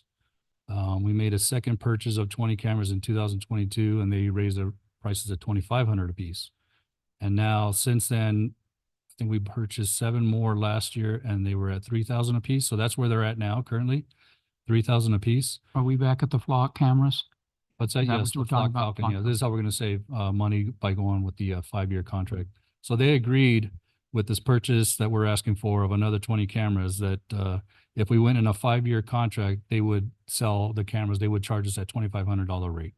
So at the end of the 5 years, we're actually saving approximately $100,000 by doing it that way. Because right now we're on 3 different contracts, 3 different dates based on the different times Now, we purchased them. the LVTs are being purchased with the grant money you got, correct? Yes. Not the flock cameras. Not the Flock cameras. Okay. Any other questions? You good? You good? Okay, so can we get a motion for 15B, C, and J? I'll make a motion to approve consent item 15B, 15C, and 15J. Thank you. City Clerk?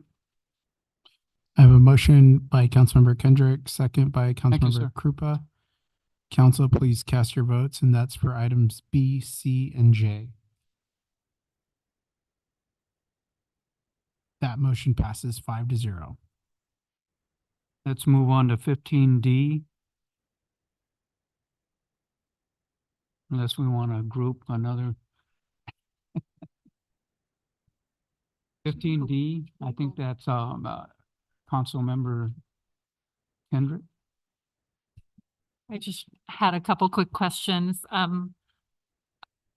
Have we been talking with our neighboring cities of San Jacinto, because the street is, half in our jurisdiction, half in theirs, and I know there's some construction happening towards Warren.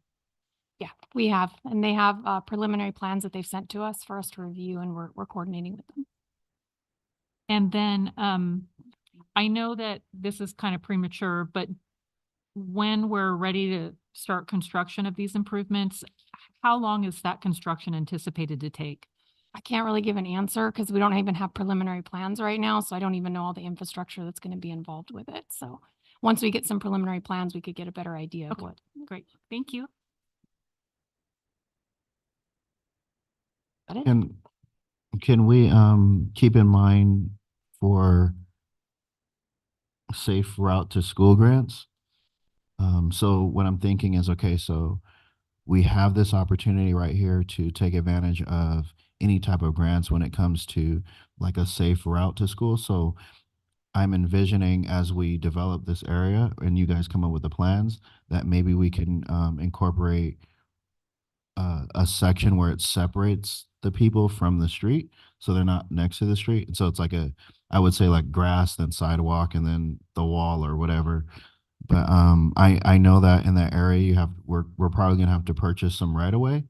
And so I was just wanted you guys to keep that in mind when you're coming up with your plans, that you think about that sidewalk area for all of the kids who can and then instead of grass, maybe the desert scape. We'll keep that in mind.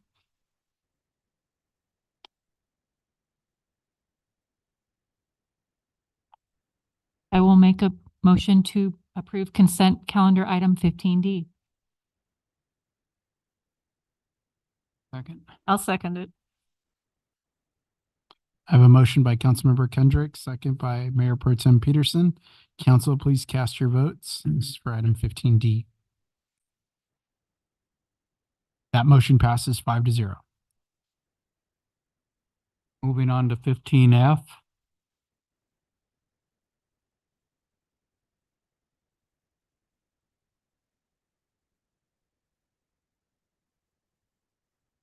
Oh, go ahead. So I just had a couple questions. In the staff report, it talked about ongoing personal matters or an increase in personnel matters. And I'm wondering, do we know what the percentage is between like personal matter issues and labor negotiations? I can comment on that. The significant, 90% of this would be associated with labor relations and the forthcoming contract negotiations. And then just on the personnel matters, are we doing enough training to help prevent these when possible? I'm sure we are, but I just want to put that out there. That's always an ongoing opportunity for us. Yes. And then can you explain, so in 5 years, we went from $50,000 to 225. So that's a pretty big jump in 5 years. So can you clarify that, or? The distinction between just an ongoing number and a labor relations year, it's a labor relations year. So that's really the distinction. I can remember in a very similar size city in 2006, I think we had 7 bargaining units, and with outside counsel, the cost was between $200,000 and $300,000 for those negotiated contracts. Thank you, Mark. Anyone else? I'll make a motion to approve consent item 15F. Second. I have a motion by Councilmember Kendrick, second by Councilmember Lilienthal. Council, please cast your votes. That motion passes 5-0. Moving on to 15G. Yes. Have your maps? I pulled this He's pulling some up for because of the approving paper streets and right-of-ways that aren't there yet. So could you go through this and explain where Menlo is? This is Menlo, yeah. Where Menlo is going to go in the general plan, and when these properties are developed and built out, and how it's all going to connect and what we're actually vacating. So Menlo starts up on the top of the screen in the north. It comes down from Costin across the tract, and it comes down past where we're vacating and rededicating the right of way, and it ends at Myers, and it turns into Myers essentially. So it doesn't come through there yet. No, these are paper streets. We're catching a design issue before it becomes a problem. The original dedication was for a very tight 250-foot radius, which would be unsafe for expected speeds on these streets. And so we've had it rededicated to meet our city standards for horizontal curves. Is the red what it's going to look like? Yes. And will it Menlo Avenue, because on in the staff report, it says like Rose Avenue. So will it still, will it change to Menlo and you guys are gonna get rid of Rose? Or is Rose gonna be up here? Rose will still, that's kind of the one on the left there where it ties in, that turns into Street B is what's named in the tract. It doesn't really have a name yet inside that tract. But it is Rose or Celeste on the outside. There's a Rose section that would still remain up on the far north above this. I'm not sure if the other map is a little bit farther down there. IT, if you can scroll down. There we go. You can see up above where the where Menlo starts and it starts heading down. I have a pointer. Pointer there.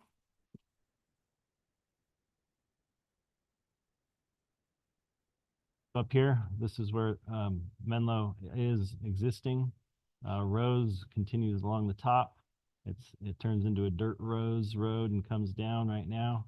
But this is where the new paper street, Menlo would start and come down all the way down.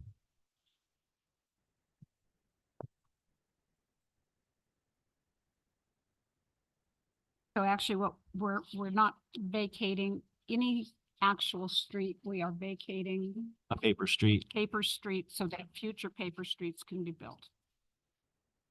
with city standards. Just Yes. love paper streets. We can put them anywhere. That was my only question. I just wanted clarification because Carol and I were around when the general plan and all of these properties were coming through and we were building paper streets to connect all over the place. And it's confusing when you see that and then you say, no, Menlo is a straight street and it stops with a dirt road. And then you have to go either north or south on Costin because you really can't go anywhere else. In the future, we'll Right. look around there on a safe curve. Okay, I'm good. Are these vacations and realignments consistent with the general plan? Yes. Okay. And then is this a city-sponsored application or was this applicant? No, I required the applicant to make this application as part of their other track map that we were approving. So And they paid fees for? did. Yes, great. Mhm. Thank you. That's all I had. Want to go ahead and approve it? I will move approval of item, consent calendar item 15G. I'll second. Motion by Councilmember Krupa, second by Councilmember Kendrick. Council, please cast your votes. That motion passes 5-0. Moving on to 15H. Okay, who wants to come up and take that one? This is basically the same thing. It involves Walden Weaver Road and the formerly New Stetson Avenue and the total build out alignment of Stetson and where it goes from its current location to where it will connect up with Highway 79 when it is built. And if you could just give kind of an overview of that. Well, for this project and with this, it's only concerned with the portions between Warren, and it doesn't actually go all the way to Warren. It goes about 83% of the way to Warren from the existing Stetson. So this, So the alignment on that, do we have that map on here where it actually shows where it comes down and dips across Stetson and then kind of dead ends?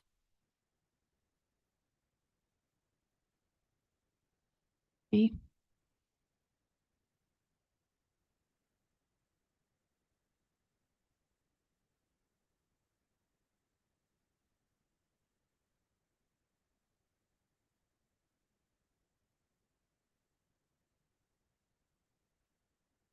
One kind of shows it.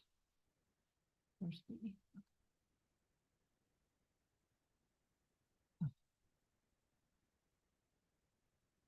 It's probably the last page 18 and 19 of the staff report.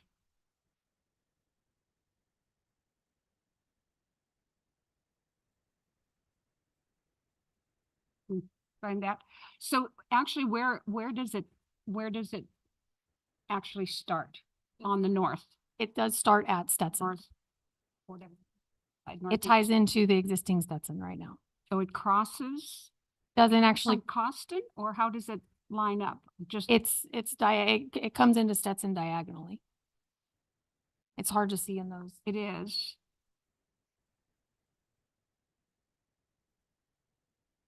And it actually is.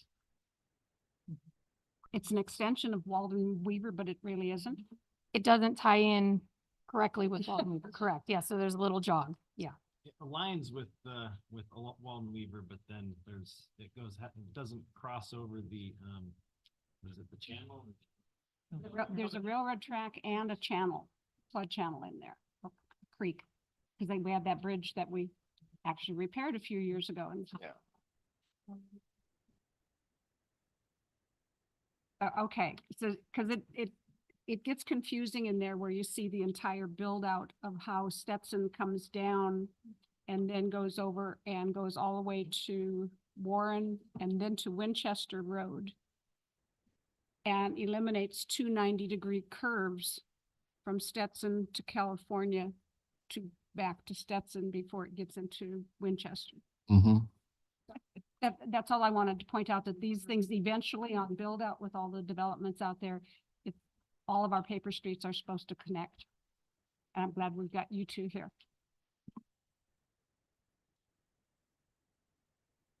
I don't have any more questions. Go ahead. So Mike, one question is just reading the staff report. It's indicated that our dip nexus was done in 2006. Are we looking at updating that? We actually have it in the budget, so the departments just need to coordinate to get that updated. Correct? Yay. Yeah. If no other questions, I will move approval of consent item 15H. I'll second. Motion by Councilmember Krupa, second by Councilmember Kendrick.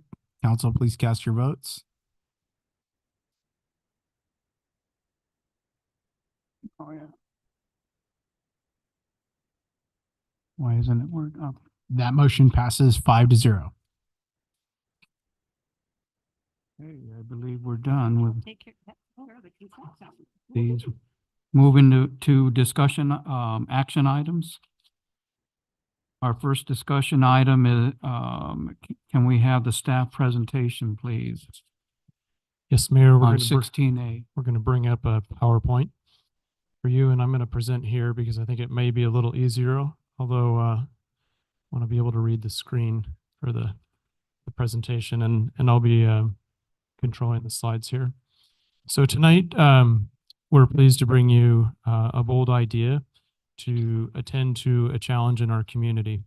And we're presenting to you a proposed hotel incentive program and program elements, and we're interested in seeking feedback from you tonight. And with that feedback and with your direction, we would proceed to bringing you a ordinance at the next council meeting. So with respect to strategic plan integration, this noted at the bottom here, this is something on our fiscal year 2023-2024 strategic plan. It's an action item at your direction that came out of our workshop. And it specifically addresses quality of life and economic opportunity for the city of Hemet. So let's talk a little bit about the current conditions of our hotel and hospitality assets. This is a really important area of focus. And the bottom line is that our Hemet hotels, most of them, the vast majority of them, need investment. They need renovation. 10 of the 13 Hemet hotels are rated on Yelp between 1.0 and 1.9. 3 of them range from 3.3 to 3.5. 1.0, if you are familiar with Yelp, is the lowest possible rating. You can't get anything lower than 1.0. And again, 10 of our 13 hotels rank between 1.0 and 1.9. That's our customers' feedback direct to the hotels in Hemet. As a result, frankly, the hotel quality or the condition of these hotels is affecting the city's reputation. We're not presenting hospitality, guest rooms that the community, the visitors would like to see. By the way, hotel tax revenue represents less than 1% of our 1% of our entire $70 million budget. It's about $450,000 annually, so it's significantly less than 1%. Decided to speak with our police department about how many calls for service each of these assets, and there are about 14 of them. 13 are represented on Yelp. How many calls for service are these assets driving with police specifically, not including the dispatch time, not including fire that may be present on some of these calls, not including equipment, fuel, etc. The answer is more than 1,450 calls for service in the year 2023. So that averages about 4 calls per day that our police department is responding to at specifically these 14 locations. And every successful visitor servicing hotel establishment should periodically renovate their hotel assets. Typically, with flagged hotels, meaning a Marriott, things like that, you'll see those hotels essentially remodel the rooms about every 5 to 7 years. Older hotels, it may take a little longer, but anyone that doesn't clean up their hotels, replace carpet, replace furniture, update bathrooms, etc., those assets decline and they become less valuable, and it generates less revenue ultimately for the city. And as we know through some of these Yelp reviews, it has a potential to affect our reputation. And I want to share with you some of the data that we've collected. So this is just a summary of the calls for service and the associated Yelp ranking. Interestingly, some of our lower rated hotels don't actually have a lot of Yelp ratings. What that indicates to me is that there aren't a lot of users of some of these hotels or ones that would take the time to rate it. But this is a list, and it's ordered in from high to low with respect to calls for service. We've taken that's an estimated response in the next column. What we've assumed is 2 officers responding for 30 minutes, and the proportional cost of those officers responding to those calls. And as we can expect, the lower rated hotels are near the higher service calls, and the better rated hotels are lower on that scale. This takes a look at 11 of the hotels that are rated on Yelp, the top 11. The number of calls for service in 11 of these show up on Yelp. And I do want to share with you some of the specific comments that I did. Can only take so many comments, but here's a little glimpse at what that world looks like. And you can find these on Yelp tonight. Quote, "The absolute worst hotel I've ever stayed in." Capital letters. "Never would I come here again, or would I suggest people to come here, especially with kids," 4 exclamation points. It doesn't let you leave a 0. That's referring back to the Yelp rating, right, of 1.0. It doesn't allow me to leave a 0, or I would have. If you have the option, stay somewhere else. Terrible. Terrible. Found it on Expedia. It was horrible. Filthy inside. Mold in the bathroom. Blood stain on the mattress cover. Blood drops on sheets. Flea dirt between the sheets. And it goes on and on. Several of these are just excerpts. And finally, in 45 years, probably the worst accommodations I've experienced in the United States. Definitely the worst at the $100 level. And that's why we're here. So, and I want to also acknowledge and thank the council for seeing this as an opportunity when you put the work plan together for 2023 and 2024. So the staff has brought you tonight some recommendations on how to incentivize the investment, the private investment in these hotel assets that will ultimately improve the guest lodging amenity and also drive increased revenue to the city of Hemet. So the purpose of the program is to provide attractive and desirable visitor serving facilities and experiences. We want to encourage that private investment in lodging facilities. We want to generate increased revenue, and we ultimately want to promote and enhance our Hemet economy. And it's hard to do that when we don't have assets that support visitors. So we're going to talk about three different elements of this draft ordinance, which is attached to the staff report today. And the first area that we'll talk about is the renovation methodology. This is the focus for the 14 hotels that we have in town. It will be available to all of them. It's definitely not going to be a program that is for everyone. If the hotel has recently updated their amenities, this is not going to be a program for them. And this is not a program that will lead to new carpet and new paint. This is a program that is intended to remove everything in the room, all the furniture, all the furnishings, every bathroom, and start over. So it's literally down to the studs, and you rebuild it. You put a new bed in, you put new carpet, new curtains, new bathroom fixtures, new paint. It's all brand new, and you have a brand new asset at the end of it. The second methodology we'll talk about is a historic hotel methodology related to a former hotel that used to be at the corner of State and Florida. And finally, purchase of an existing hotel should any of our hotel assets be interested in selling their property. The program, we're recommending that this ordinance, if it's brought forward, only be available to hotel investors for 5 years. So this is a program that would go away should they not exercise the opportunity that is presented to them through this ordinance. Let's focus on the renovation first. So this is, again, this is intended to incentivize an investment, but there needs to be a minimum investment for each room in order to participate in the program. And again, this is because the program would require everything essentially in the rooms to be removed and rebuilt. So a minimum furniture, fixture, and equipment cost of not less than $15,000 per guest room.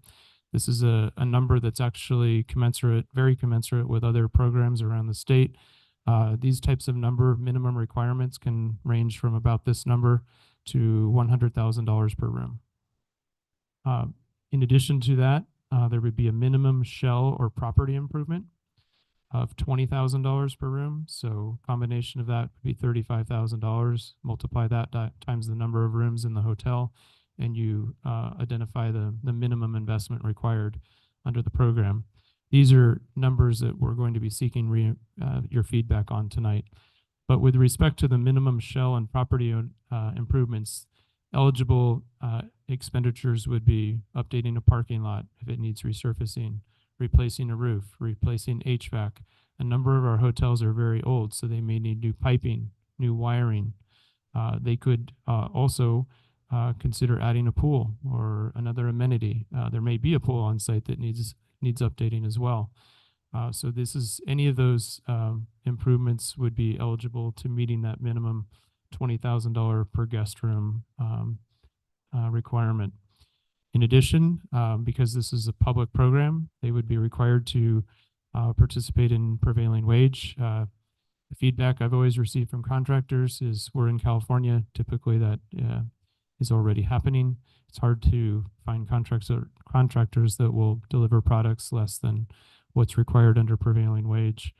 And we would, our ordinance, the draft ordinance would encourage each owner to work with the local community, work with people in our valley to hire local residents and contract with our local subcontractors, suppliers, and other businesses for these property improvements. So the way the incentive program works is it consists of utilizing the city's hotel tax revenue. It's called a transient occupancy tax. You'll see it in the staff report referred to it as TOT. That's hotel tax. The city's hotel tax is 10%. As you note in the staff report, that's about the average in California. You do see some of the tourist destinations in California that are creeping above 10%, and they're in the 12, 13 range on average, not too many above 13. In some communities, you have a voluntary fee on top of that where they'll raise money for a tourism and improvement district or something like that for marketing on top of a hotel tax. So if you visit San Francisco or Napa Valley, you'll pay fees like that. One way that we're protecting existing city revenues, again, there's not a lot of revenue, but the intent is not to dip into the existing revenue stream of $453,000. the intent is to preserve that existing revenue stream and cost share on the growth that comes from the investments made. So the assumptions that were made in the staff report assume that for the 33-room hotel that is sampled in the staff report, those are rooms that were modeled at $80 a night. And when we check the price on Yelp, those rooms seem to be selling for the low 80s right now, $83, $84, $85. Weekends, it's probably a little higher. But base revenue in this ordinance would be defined as the higher or the greater number of either what's happened over the last 12 months or the past 3-year average. Whichever is greater becomes the base for any individual hotel interested in participating in the program. So if they're providing hotel revenue to the city of $20,000, we're going to cost share off that $20,000 base. So for the first 10 years of this program, $9 out of every 10 in hotel tax would go to the investor. $1 increment on top of that $20,000 base would come to the city. So the reason this is front loaded is to help incentivize and reimburse the developer. The more money we can put into their bank account after the investment made, the more likely they're going to take the opportunity to participate in this program and invest in their property. It does meter down over a 25-year period.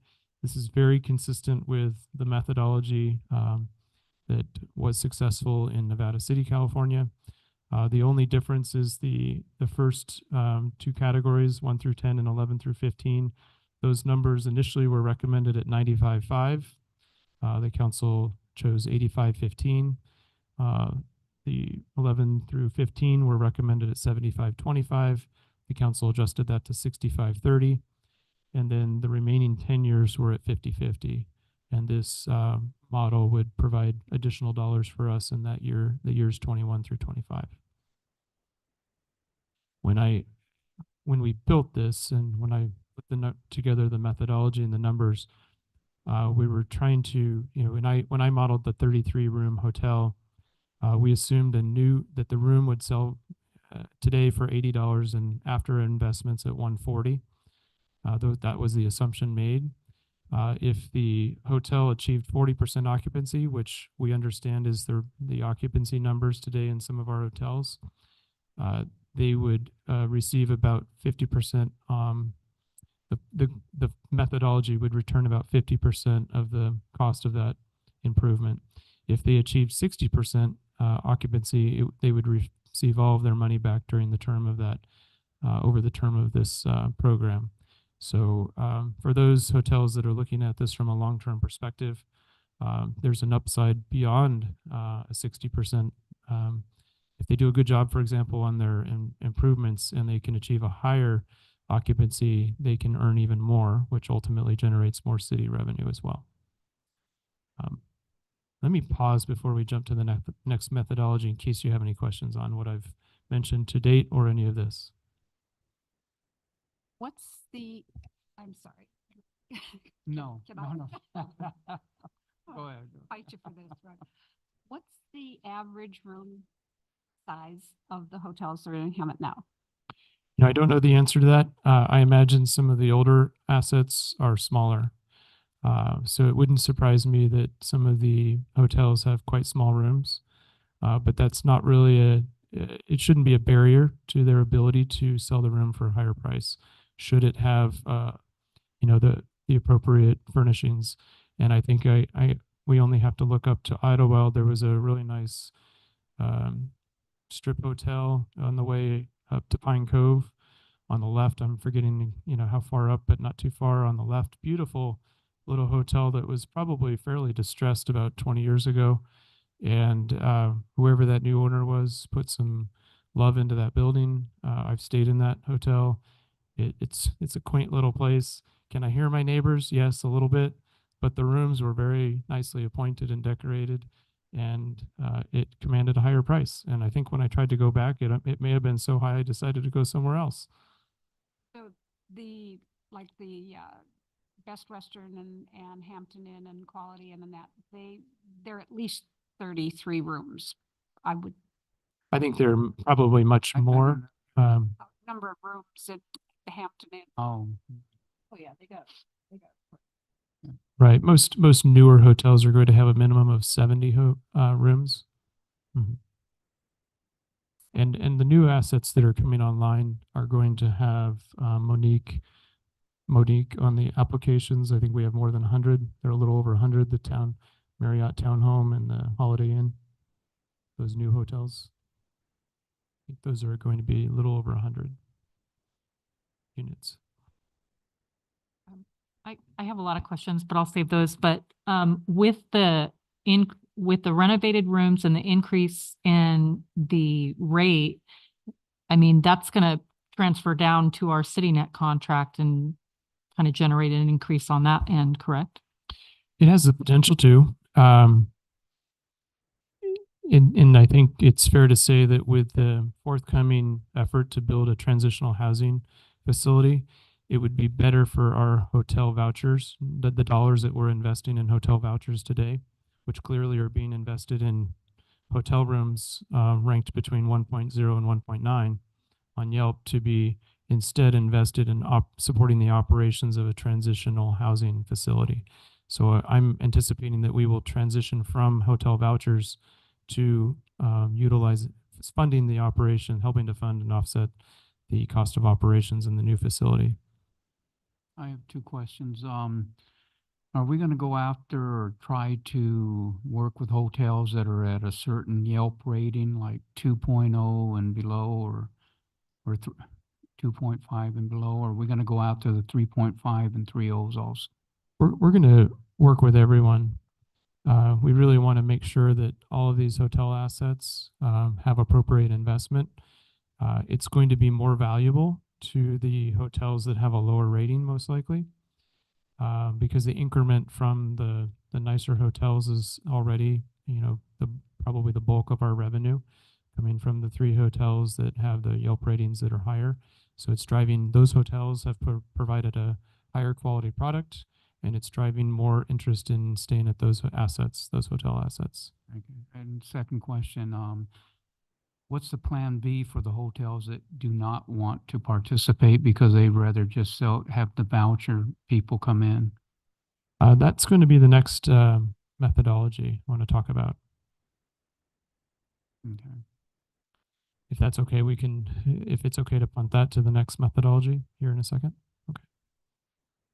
So let's jump ahead. Yeah, actually it'll be that right after this one. So this is the historic hotel methodology.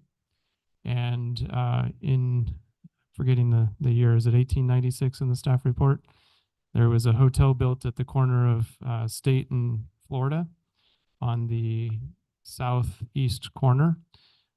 Today, that corner is across the street from Shoe City and on the south side. That hotel lived until, I think the staff report said 1936-ish. It was, I believe it burned down, and it was replaced by the Alessandro Hotel. And then in the 50s, that was replaced by a bank investment. The bank building is still there, and there are other assets on that corner today. This was a beautiful hotel. Both hotels had a different design. The first looked a bit like the Estadio Mansion in San Jacinto, and the Alessandro Hotel had more of an adobe look with some flat roofs and square edges. Really beautiful hotel, and complementary to the downtown. So imagine guests coming off the train, riding in on coach or later in cars, and then shopping in downtown Hemet along Harvard and adjacent streets. That was what was happening in the mid-50s. I never saw that building, of course, but we've seen pictures of it, and it was a beautiful building. The idea here is really an economic development idea. This is not a program that is intended to incentivize another hotel beyond the 2 that are already in motion with the city. This is simply an effort to re-energize downtown Hemet with a significant asset that would be a contributor to igniting business development, business creation in and around that area. And we see a lot of synergies with the museum, with the theater, with the pageant, with other programming opportunities that may exist up and down the railway corridor, and in accordance with the specific plan for downtown. So what we would also see out of this methodology is with an investment of, we modeled $7 million for the building, assuming 70 rooms at $100,000 a room to build this asset. The property tax revenue over 30 years would increase by $2.5 million.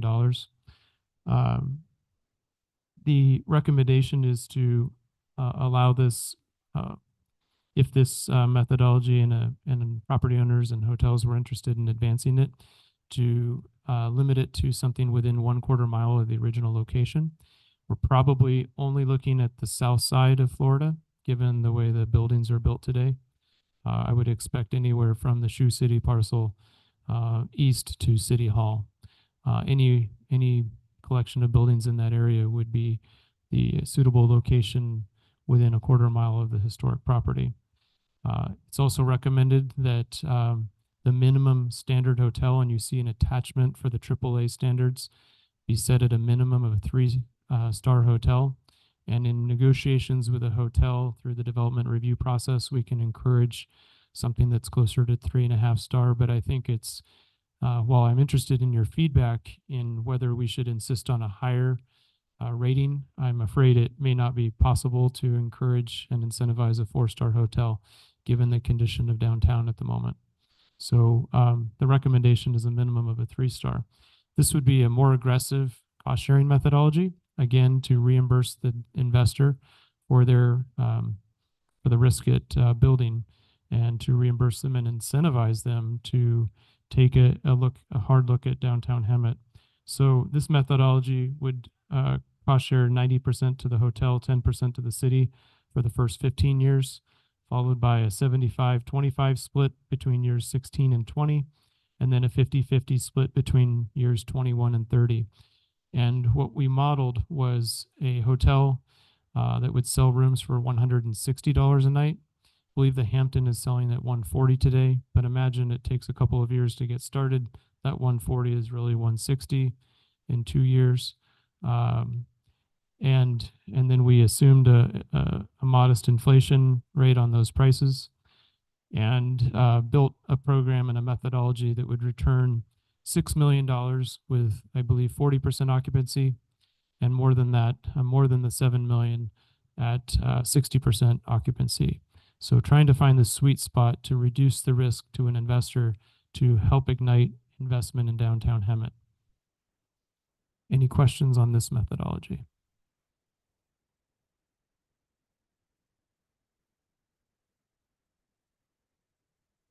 Okay, this goes back to the mayor's question. What happens if one of our hotels that needs investment chooses not to participate in the program? So we have, while it's always permissible for us to consider purchasing a property in the city, we've explicitly included this provision in the draft ordinance that's attached to the report. Really is a signal and an opportunity for us to convey to any property owner that does not want to participate that we are potentially interested in negotiating a sales price for their property. It would essentially need to be fair market value. And so while that may not incentivize a potential seller to sell to us, we know that we can potentially work with our community if there is a group, if there are individuals that would be willing to dedicate provide a donation through a foundation, for example, that would then become a dedicated gift to the city. It's possible that we could provide, we could negotiate a sale that would include the city's fair market value contribution along with some dedicated gift on top of that to help incentivize the property owner to sell the product, which could become something else for the city of Hemet. Maybe it's a future commercial building on that site because it's more conducive to a commercial building down the road. Maybe it's a mixed use project where it would be housing and commercial, housing upstairs, potentially commercial downstairs, or potentially a senior housing project where the hotel is appropriately converted with the help of a nonprofit developer or a private investor to something like a senior housing project or affordable type project. So there are a number of opportunities on what a higher and better serving community use could be for some of these properties. But I imagine the city wouldn't be in the development business. We would partner with a developer to prepare the site for subsequent investment. And the city has adequate resources to begin discussions and talk about potential purchase. It would depend on the asset. It would depend on the price. We could look at conventional financing or look at city funds, city general fund reserves for the purchase of property. Any questions on this option? Go ahead. Okay, I had a couple questions. So you touched on an item and I think that this program, incentive program, has merit. But my biggest concern is, I mean, we have so many buildings, especially in our downtown, they're in various stages of disrepair. I mean, I think that we need to work concurrently with trying to address those. Because, I mean, how are we going to track people if, you know, they're walking down the street and they're concerned about their safety, or they see broken windows, or, you know, things like that. So I think we need to do this in conjunction with holding our property owners accountable. My next question, so if we purchase, so you've talked about different options, but again, you know, we're not in the development business. You know, if we're talking about doing some kind of partnership, I mean, I guess I'm not sure how that works. And when we purchase a property, we lose property tax revenue. So how does that work when we're in partnership with a developer? Let me take the first question first. Related to the condition of downtown, I think it's refreshing to know that the city council has already taken a step towards encouraging these projects, the investments that are being made in renovating space to have a shorter timeline from start to finish. So your own leadership in that sense is really is going to be a helpful factor in preparing some of the adjacent buildings. I think what we'll see if this happened, if there was an investor and property owners willing to work together to build an asset in this space, we would see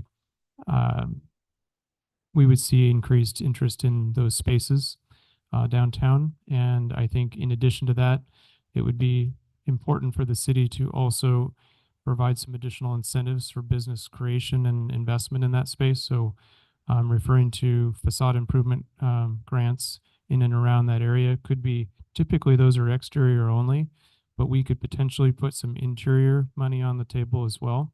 Some cities do that. So we could talk about what other incentives from a facade or interior improvement process could be helpful at encouraging business investment. In addition to that, there is an opportunity to potentially develop a kitchen grant program where we might invite restaurants. We would first want to understand what does it take to really help them consider if they knew this hotel was coming in, if they knew other buildings were being finished up and more investment was happening, what would it take for them to consider expanding into downtown? The idea maybe $150,000 for a kitchen could go a long way towards incentivizing a business to take a opportunity at siting downtown. When I've been inside some of these vacant buildings, and there's some really beautiful buildings that would compete with any of the most beautiful downtowns in the state of California. They're gorgeous inside, and I think someday we're going to see an entertainment district down there that's hustle and bustle, and that will draw our community down to downtown. Sure do miss RDA funds. Yes. I had some other questions. So when we have property owners that don't want to comply, those ones, I guess my question is, do we have the number of any previous or current code cases on them? And are we compelling them to correct those issues? I mean, can we start going after these property owners if they do have life and safety issues or land use and code issues. I mean, I really start to encourage them by being proactive on that front. Yes, we're already actively involved in efforts to ensure code compliance. There's a lot underway right now. It's clear that code enforcement and complementing that a stronger police presence will also create a better environment for investment. What we want to do is really create an environment where businesses do want to locate. We want to create a safe environment and an environment that has more energy that will lead to additional investment. But what we lack today is a catalyst project that will initiate the investment. So typically, my observation over the years has been often adjacent housing can have a very positive effect on a downtown. And I do think there are some parcels nearby that look like good opportunities to incentivize investment from a private sector housing perspective. But we have a lot of really, I think when I think of this program, I think of this as an economic development catalyst, a project that can ignite other investment that comes with it at really no cost to the city other than upside on the property tax. And those guests would be buying meals in town, shopping. So upside on the sales tax and huge upside on the hotel tax long term. And then I had a couple other questions if I could. In the hotel definition, it doesn't include motels. It talks about 10 rooms or more, but I'm assuming that includes motels as well. Yes, it does. So these bigger questions, how do we ensure that occupancy is being reported properly? How do we ensure that TOT is being reported properly? How do we ensure that it's not longer than a 30-day stay? I mean, what are our tools to? So we've been talking with HDL about bringing them on board to conduct the hotel tax audit that you've directed us to do. And so we're getting close to bringing a contract forward to bring that forward. That's going to be a fairly long-term exercise, and looking through all their books and having HDL assist us with that. They're our sales tax consultant, and they do this type of work. So we're anticipating bringing that on board soon. That's going to be helpful, particularly before a hotel goes through an assessment of what their last 12-month performance is. And so what we want to do is make sure that all hotel tax revenue is being reported and collected by the city. What are the penalties for underreporting? I'm not sure what the ordinance says, Mr. City Attorney. I don't know if you know offhand. I don't know off the top of my head. I can look it up as we Okay. are talking here, but generally speaking, you're looking at payment of the unpaid taxes. You're going to be looking at a penalty, then you're going to be looking at interest. I'll give you those exact figures in a second. Okay. Just a couple more questions. Sorry. So you mentioned then there about the TOT base either being the last 12 months or the last 3 years, whichever is higher, but I'm concerned about the last 3 years because that's during COVID. And so I don't think those numbers are going to be very beneficial to us. So is there another way that we can look at it because like I said, I think the COVID numbers are not helpful. I know we've got a couple projects in the pipeline with planning. So, I hope that kind of what we're looking for in these rehabs or reconstructions is that those hotels are being held to the standard that we'd like to see. And I just was part of a webinar today on STRs, which is short-term rentals, and found out some interesting information. So Airbnb had a 14% increase from quarter 3 22 to quarter 3 23 and added 1 million listings last year. In California, we have 27,000 listings, and several jurisdictions saw a jump of listings of 50%, yet our housing numbers their housing numbers aren't growing. So it's a concern. So I guess my question is, are we looking at the impact of these short-term rentals? And have we seen any information or concerns coming from the hotel industry. So let me start with the short-term rentals and I'll come back to the methodology. On the short-term rentals, it's an area, you know, I've peeked around because I've worked in 2 prior cities that have had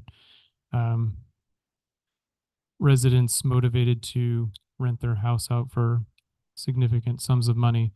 And in one city, we had 25 permits available, but there were others that were attempting to rent property for months, but we had a program in place to catch them. And we negotiated settlements north of the cumulative total of negotiated settlements exceeded $1 million on short-term rental lost revenue and penalties.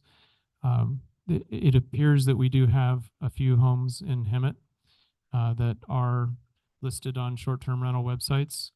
I don't know that our code actually specifically is written to allow us to collect off of short-term rentals, but it could be adjusted if it isn't already permissible. The city can also go through a permitting process where we limit the number of short-term rentals. If you're the city of Truckee, for example, and you're on the way to North Lake Tahoe, and you have a pipeline on Highway 80 between the Bay Area and Tahoe, Truckee experienced just this proliferation of short-term rentals. I think they ended up with over 2,000 in just a couple of years once Airbnb became a business. And what that city decided to do is, rather than limit the number of rentals, they just basically decided to send a letter to every property that could be identified, or maybe it was every property in town, and said, here's how you remit, here's our tax rate, here's how you remit, we expect you to remit, and their revenue just shot up. But the casualty in that situation is the town lost a lot of property that would house workers for the community, and it then artificially increased the price of the property because it limited the supply. And that's happening in communities across the country, across the world. And if Hemet had a significant number of short-term rentals starting to show up in town, it would be my recommendation to you that we talk about what an appropriate limit would be on the number of short-term rentals. At the moment, I don't see a problem with the number that I see. What I do see is lost potential revenue. So should we want to begin capturing that, we could receive some feedback from you tonight and work separately on an issue related to collection of short-term rental revenue, and then debate whether it's appropriate to put a cap on that. Going back to the methodology, I think you bring up a really interesting and important point. The timing of what happened in 2020 and 2021, and maybe we need to factor that in. That's a really good observation. So what I'm thinking about is it's going to take they have up to 5 years. So it really is very important in the first 2 years of a 5-year program, because that 2020 or 2021 era is still in play. So maybe there needs to be a modification. Either it's a 2-year average or highest 12 months, the last 12, or for the first 2 years of the 5, we only do a 2-year and we do a 3-year for all the others. But what it does is it sort of protects against someone gaming their system to secure a higher cost share. I don't think there's a lot of risk given the value of the properties here in town, and I do think that it's the lower rated Yelp properties that are going to be more interested in this program. And last question, this is an easy one. Are we reaching out to the hotel industry to set up meetings for ICSC? That's in the works. That will be in the works because should the council want to move forward on this, this is a really terrific opportunity for us to connect with dozens, really truly dozens of hotel operators, and they have investors and franchisees. And this program, by the way, these two methodologies, the historic hotel methodology is probably the most aggressive in California. The other one is among the most aggressive in California. So it's putting the correct amount of money on the table. They're not going to find a better program, I don't think, in any other city in terms of what that program would return. So it creates a really nice talking point for us and the other opportunities with downtown. There was another portion to that question. I'm sorry.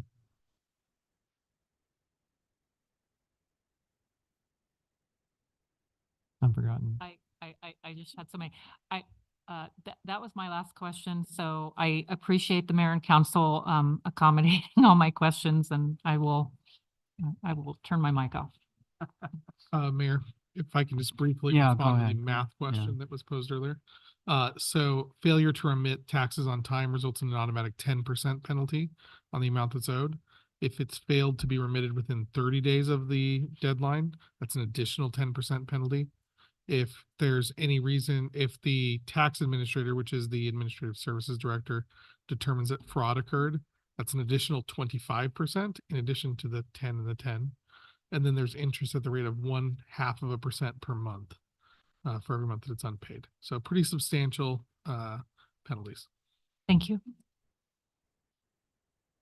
I have a question on the last bullet there. I know Carol asked the question and you explained it a little bit. So if we buy the hotel though, and we get a developer to come in and renovate it, what happens to our initial investment and how do we wouldn't partner with them? Like you said, we're not in the hotel business. So can you explain that? What happens to our money and how do we work with them? Right. So let's imagine we purchase we negotiate a price for one of our hotels, and it's a smaller hotel, I imagine. It doesn't contribute a lot of hotel tax today. It likely does not contribute a lot of property tax today. We would typically want an investor to remove the business would go out of business because we wouldn't support it. We would need to take care of and make sure that the building looks good, but it may be we have to make a choice of whether we scrape the building or maybe it's a candidate for some subsequent investment. We take care of it until an investor comes and turns it into something else. We would have to make it a case-by-case decision on what's best, but I can imagine a scenario where typically we would want an investor if it was going to be removed and a new building was going to come up in its place. So imagine that Chick-fil-A wants one of our former properties. Just a dream, right? If we would want them to scrape the site, but it may be more attractive for us to remove it early at our own expense. And so I would expect that to probably be in the $50,000 to $100,000 range. I could be off on the numbers, but it's not going to be too much. But that cost could be a developer cost instead of the city's if we were willing to be patient for as long as it took to find that subsequent investor. But I think it's foreseeable that some of those hotels would become something else. They would be removed and some newer product would be built in its place. And we would try not to hold the property very long. I think our interest would be in moving through a process to quickly dispose of the property and partner with some other investor. So we get our return back on taxes then, or? Right. I mean, the bottom line, Mayor, is these properties are not generating a lot of revenue for the city. There's really no material loss of revenue because the revenue is so low today. It's remarkably low. I think I'd have to work really hard to find a city that has 14 hotels that generates 0.006% of its entire budget. I don't think I could find that too easily in California. Can you speak to what we're doing to apply pressure to some of these owners who are not finishing their projects? Just to go for a part B on one of Councilor Carroll's questions. This is actually maybe the part of the question that I didn't answer. I've invited the hotel managers and property owners to City Hall twice in the last 11 months that I've been here. To first check in on how things are going, tell them a little bit about the fact that this is something that made the work plan. We'll probably be talking about that a little later. And then I met again with those that participated. It's kind of the same number. So we had about a half a dozen. They came to both meetings to participate.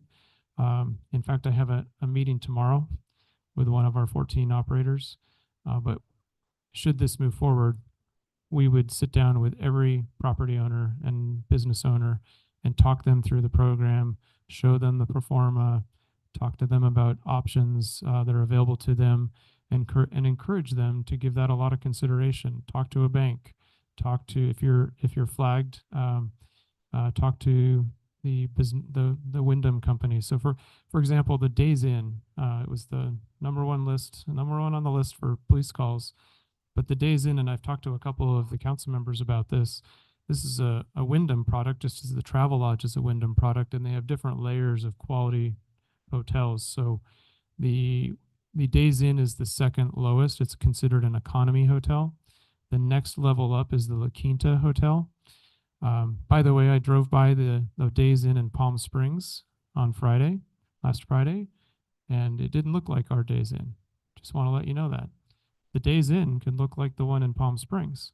But hypothetically, under a program like this, it's possible that the franchisee, with appropriate, financing, could elevate that product from a Days Inn to a La Quinta product, which is a step up in the Wyndham family of properties. So I think that's the power of a program like this. It has the potential to catalyze a change like that as well. And what about the businesses around, like say in the downtown area?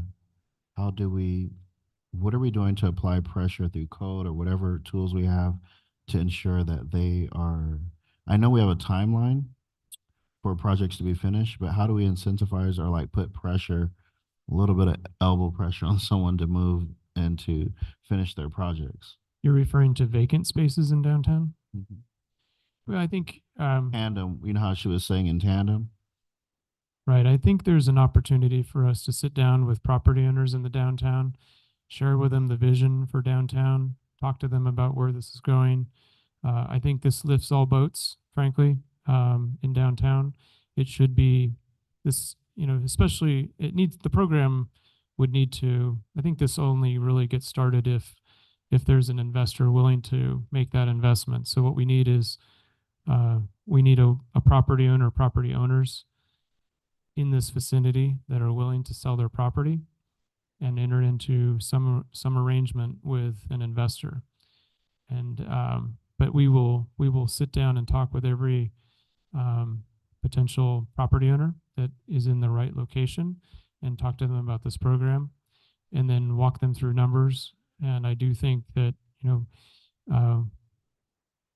it's not unreasonable for us to make sure that the landlords in downtown understand as everything they can about this program if it moves forward. I thought we worked on the buildings, the issue with the buildings not being complete, vacant buildings and so on last year, and upgrading our codes or something where they had to finish projects at a certain point. Right. That is something that is very helpful to us. And but in addition to that, I think in addition to that tool, one of the other things that we're doing is with fire and in code. With fire, we're doing inspections. I don't see the fire chief here anymore, but with fire, we're doing inspections for the first time in 10 years. This is an opportunity to get in, make sure that businesses are operating correctly, that we don't have fire risks. We do actually average more than one fire a day in the city, which is quite a lot. But there are going to be complementary efforts that we can make beyond putting a shot clock on development projects in downtown and encouraging them to finish within 5 years, 4 or 5 years max. I know that there are other things that we can do to encourage them to invest in their own business. And I think some of it, frankly, is going to be additional investment programs that we bring forward to incentivize them to make investments that beautify their building and create a more attractive environment. There's also, beyond that, I can tell you that I think there's an opportunity to really focus on the corridor between San Jacinto and State Street. That corridor, that area is an area where we can limit some of the grants. We can focus on streetscape improvements and other beautification measures. Lighting, for example, is something that we haven't talked about that may have some significant upside at very low cost. So lighting is an area where I think more conversation can occur too. I have a couple more slides. I'll go fast. Next steps. So we're going to check in on the next slide on the questions that I have for you. That's the process. The ordinance could become effective as early as March 30th. So here's the feedback that we need today in order to bring you any adjustments to the draft ordinance. And you may spot other issues in the ordinance that you want to provide feedback on, but we want to confirm, first of all, the renovation methodology. That's the 25-year cost share that it front loads it and then meters it down. We want to confirm that you're okay with the 25 years, that you're okay with the way the cost sharing breaks down, and we can go back and look at that. We want to confirm the historic hotel methodology. We want to make sure that you're comfortable with minimum of 3 stars versus potentially 4 or something like that. Again, the terms and cost sharing, and then the quarter-mile distance requirement is intended to try to see a product built in the same location as the original historic hotel location. And then, are you okay with the idea of including language in the ordinance that would convey a willingness of the city to make an offer and negotiate a sale to the city of a property? So maybe we can go one by one on the bullet points. On the renovation methodology, any concerns about that, or are we okay to move forward? Go back to that renovation slide. Oops, there's some methodology if we want to really look at numbers.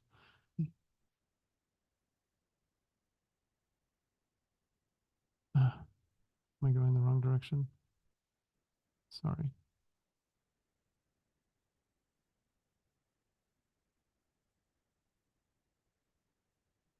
Went too far.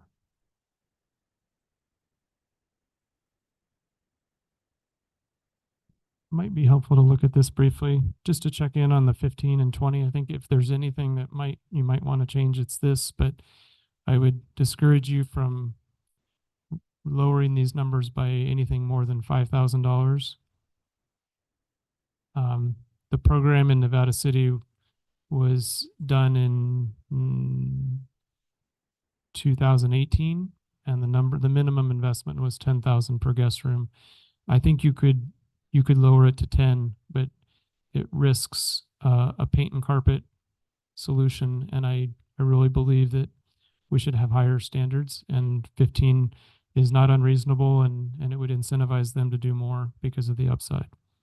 I'm thinking about the trash bins. We're spending $20,000 per trash bin, and we're gonna just use $20,000 per room. Is that? They're gonna pay that. Yeah, well, no, I know that, but it's just. I think if be it gets enough? too much higher than 15, and I did look at a number of other cities on their minimums, I think if it gets too much higher than 15, it may discourage participation in the program. And with 15,000, assume it's 2,000 for a bed, 1,000 for carpet, 1,000 for windows. Paint is not too expensive. Bathrooms, where some of the big costs are going to be, and air conditioning. 15 seems about right for right now, but if whatever direction you provide, we will move forward with it. I know we have a lot of old hotels, like you said, so, and they're probably are smaller rooms than what are being built now. So does that have any factor in it at all, the size of the room? I think that's where the challenge is, trying to create a program that can be inviting for all of our hotels. And we do want to build a program like that. I'm not worried that the smaller hotels can participate in this. So I modeled a 33-room hotel at 40% occupancy, selling for $80 a night. But I did assume 140 post-project. That may be a little lofty, but it has the potential to get to 140, especially if we change the reputation for the vast majority of these hotels. Right now, the vast majority of the hotels convey an image of Hemet that we're not a place to stay overnight. And if we can change that through a program like this, and the vast majority are remodeled, typically that's on the owner. I mean, this is a generous program from the city to encourage them to invest in their own asset, and they will enjoy the value of a more, more valuable property post remodel. So it's a value to them as well. Just to dovetail on Councilmember Peterson's mentioning that, most of these hotels are fairly old. If they start doing renovations and they find out there are structural issues or, things that just aren't up to code, with that 20,000 per guest room on shell and property improvements, I know you talked about infrastructure and plumbing, but I mean, if they had to do serious renovations just to bring the building up to code, that would be considered? It would. And imagine a situation where, it's similar to a house, they could leave a wall up potentially and take down most of the asset and reimagine what that would be built like. So this program would allow something like that to happen. We've also added language to the draft that encourages the city to enter into a negotiated, Mr. City Attorney, if you can remember the term we used in there, a negotiated for the if we were to negotiate some additional A development agreement. development agreement, right, for these projects. So we could add additional terms and incentives through a program like that. There may be conditions nearby where we might want some other adjacent improvements to be done, and this program could help facilitate something like that. I'm sensing that there's comfort with these numbers for the room minimums. This is only on the renovation. Okay, and then on the 25-year cost share, when I first started researching this back in 2017, 18, I came to the conclusion through my own math that I had to get to 20 years minimum. And that was the program that council initially approved. What the developer later asked the council to do was consider extending that by 5 years with the expectation that they could more properly invest in that product and create a better product as a result. And the council said yes to that. And so that methodology is very similar, as I said, to the Nevada City, California methodology. You may want to encourage us to come back with some additional thinking on the first 2 years minimum of that 5-year program so that we address the COVID impacts. So I think that's homework for us, Mr. City Attorney. But are we okay with a cost share methodology? Can we do like 80 for the 11 to 15 and 20? You can, and I will tell you, the more you put up front, the more likely this is going to happen. I mean, the best way, I was trying to find a sweet spot for the city, recognizing that a prior council in a different community wanted to have some of the opportunity, given back to the city. But this is a program that if we front load it, it's still on the base, and the base is not really contributing. I mean, it's contributing. 14 hotels are doing $450,000 a year. So there's almost no material loss of revenue you could do 95.5 or 100% zero for the first X number of years. You could take the first 5 years and make it 100 and 0 for 5 years, 90-10 for 5. And then if you wanted to sweeten the 75-25, you could. I think the first 15 years are critical. And I don't know that you really need to adjust anything after year 16, but every number you increase will simply increase the probability that every hotel goes through a renovation. So would you guys agree with doing the 1 to 5 years at 100 and 0, and then after 6 to 10 go down to 95? I kind of like the way it's set up now because agree with that. we're not taking any step backwards and we're making incremental jumps. I don't necessarily have a problem with 80-20 and the 11 to 15 if that's going to help garner more participation. But I do want to see us start where we have an incremental, and 10% is, minimal, but. And let's do 95.5.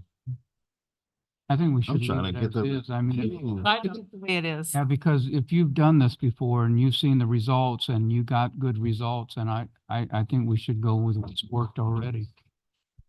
I think this gives us a very attractive talking point. And when I ran the numbers on the price, the occupancy rates and the hotel price today, the only potential, I think, the area that I might have been off a little bit was on expecting that the hotel could rent for 140. So maybe it rents for 120, but we're not too far off on what the assumptions are. But when I did the math, it was an ROI of about 50% with 40% occupancy, 60% occupancy was 100% ROI, you know, and then it just gets, there's upside on top of that if they can build a better product or even expand their rooms. You guys are gonna get your little, just 10% on zero. Well, we still want to get our little money. See, the purpose is not to lose money on this, so we need something every year. We're getting a Only little getting money now. 450,000. But we don't want to lose that. We want to keep at least a minimum. I'm sensing a majority is comfortable with the methodology, but we need to work on the 3-year issue. So we'll work on that for you. Okay. Can we decide on that tonight, though? You can if you want to. I want to move forward with it. So, you know, I You think would have Carol to- had a very good point, and I would go with like the last 12 months, or what did you say, 2 years? 2 years, maybe. 12 months? Whichever is higher. Yeah. And change it to 3. No, that would be it. And that, in some ways, that actually guards against inflation too, right? If the 3rd year in arrears is a lower price because of inflation, this may make sure that we're not losing money. So highest 12 or highest 24, whichever is higher. I like that. For all 5 years, is that okay? Just to make it simple to communicate with everyone. Okay. But I you're think- gonna change 11 to 15 to 80 and 20? No, we would, Leave that. we're just focused on the second bullet point up there on the base revenue definition. I think we might want to insert a clause, and I can work with the city attorney, but we might want to include a clause that says, you know, you have to have something close to what the numbers are in 2023, 2024, when this program's moving forward, so that someone doesn't turn off the lights for 2 years and then come into City Hall. So we want to guard against something like that. I'm sure we can work on some language that will guard against someone that tries to, you know, turn off the lights and come in for a big number. But the cost sharing numbers are okay. Okay, this is the historic hotel methodology, brand new hotel downtown. Are we okay with the 1/4 mile distance? Right. And I think they'll want Florida. You know, they'll want Florida, and they're going to either want State or Buena Vista, most likely. Minimum of a 3-star hotel. Is that okay? And I think we could find ways to, I think any hotel there needs to be community, have some community space to it. Maybe some kind of a fancy restaurant or bar upstairs where we can look at the mountains. That was the mayor's idea. And yes, How far is the stockade from where you're envisioning this? the Stock Farm property, Yeah, the on 1 mile State? square, it's about, is it Devonshire or Oakland? It's, yeah, Devonshire Devonshire. and State. So it's about a 1/4 mile. Yeah, so that would away. qualify maybe. Yeah, plenty of land there.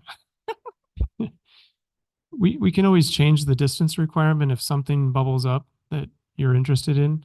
You could revisit the distance requirement. But Would qualify right now though, so I don't know. it's close. And then the methodology, it's aggressive. Tried to make it as simple as possible. It does provide significant upside, and I think if they can achieve 60% occupancy and sell rooms for 160 a night, and we help create an environment for them to do that, they won't there's not going to be a significant risk to that investment. I think it might be helpful on the quarter mile to have an exhibit that shows that, so it's clear where we're not hashing it out by 10 feet or. Mr. City Attorney, would it be helpful for us to probe on whether the edge of a property 1/4 mile away is also eligible so that it could potentially be larger than a 1/4 mile? I think we can also work on just the definition, which is if any part of the property is within 1/4 mile. I think we have the capability of doing that in-house now with our GIS. We did it when we were doing the cannabis ordinance, so. Yeah, just a simple radius map. So that way, people that own properties in that area, that could be an incentive for them as well.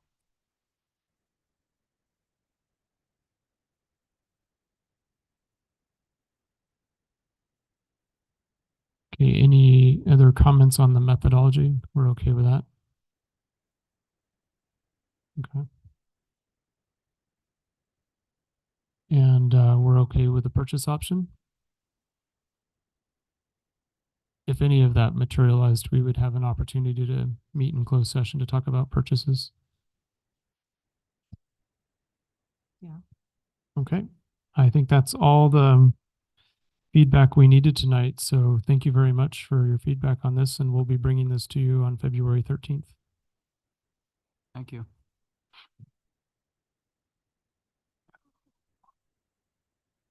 So we don't need a motion on this, huh? It's already done deal. Next staff report, item 16B. Do we have a staff presentation? Well, thank you.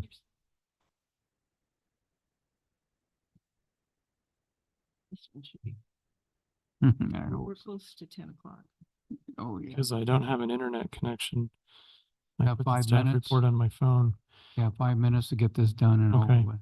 So in short, there is a coalition developing in the Temecula Valley area of agencies that are seeking to enhance a partnership between Mount San Jacinto College and their Temecula Valley campus, which is the former Abbott Laboratories building, and Cal State San Marcos. What they've noticed is it's very difficult for students that live in the Temecula Valley area, and we would also extend that to the Hemet San Jacinto Valley, because it's upwards of 2 hours at rush hour, whether you're traveling to San Marcos or the other nearby CSU, which would be San Bernardino. I think it's fair to say that our valley experiences an even more significant challenge. So that leaves really only UC Riverside as the available 4-year university. Should you be a student that finds it more helpful to live at home and travel to the university. Thankfully, some of these classes are virtual these days, but not every student is spending all time online for their education. So the cities in this area are, and this was a request through the coalition via the city of Murrieta, has asked cities in this region to adopt a resolution or send a letter of support that essentially conveys our support for the relationship and the effort that they're doing, that they're attempting to make in securing funding to enhance this MSJC product and essentially build CSU San Marcos classrooms in this former Abbott Laboratories building in Temecula. Councilmember Kendrick and I had a chance to tour the building. It's remarkable. It's state of the art. The science museum, or the science class, actually is exactly the same as the classroom that's being built in San Jacinto right now. The products are as good as they get. For us, we see it as an economic development opportunity. If we have students in our valley that are able to secure that education while living here and attending a relatively close 4-year university, with the hope that they can bring their talent and experience and skills to business development and job creation in the city of Hemet and the Hemet San Jacinto Valley. So the recommended action is to adopt the motion, and we would pass this on to our nearby cities. Happy to answer any questions you have. Move approval. for your presentation. Are there any comments from council on this item? Yeah, move approval. Second. Okay, good. I have a motion by Councilmember Krupa, second by Councilmember Kendrick. Council, please cast your votes.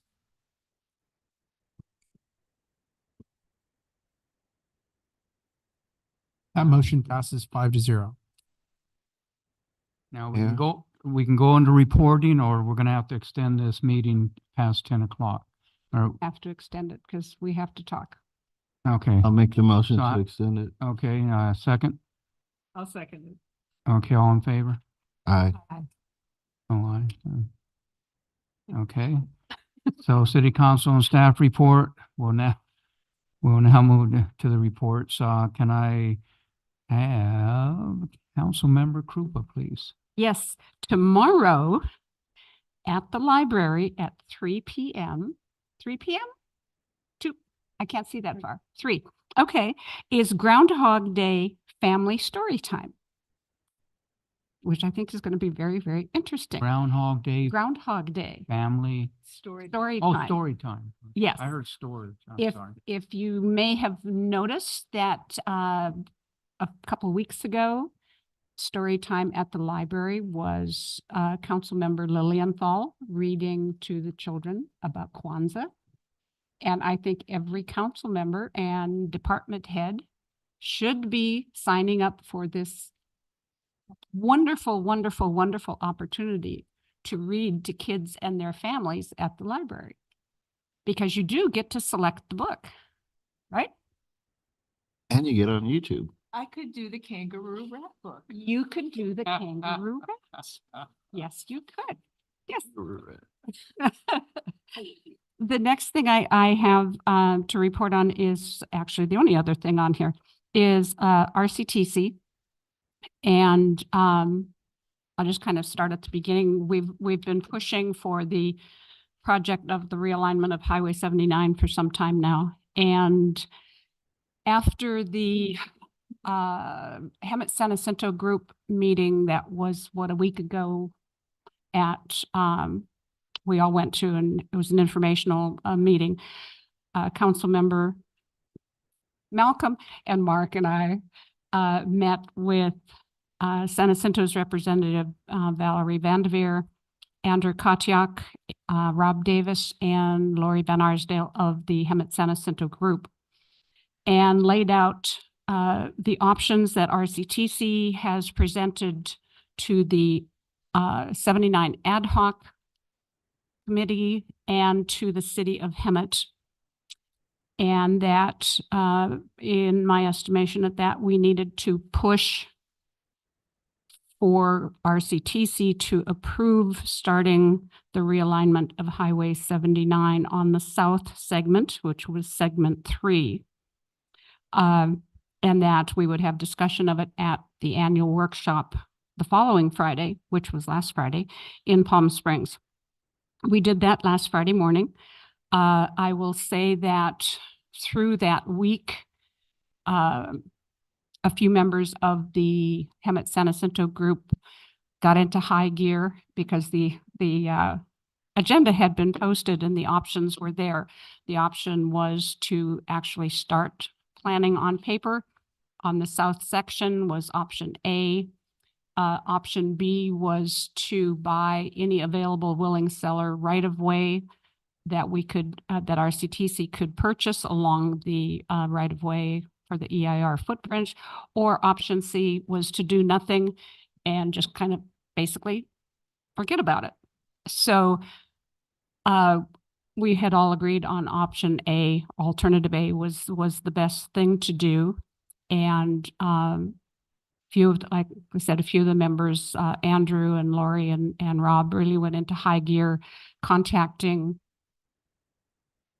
groups, agencies, and individuals in Riverside County, and actually, no, most of them are in Riverside County, who are very supportive of this action.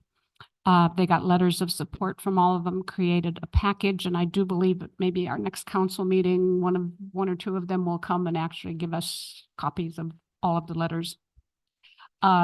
what was really good was that we were able to have a meeting with Congressman Ruiz's office and also with Congressman Calvert's office, and got awesome letters of support from both of them to look for whatever type of individual or in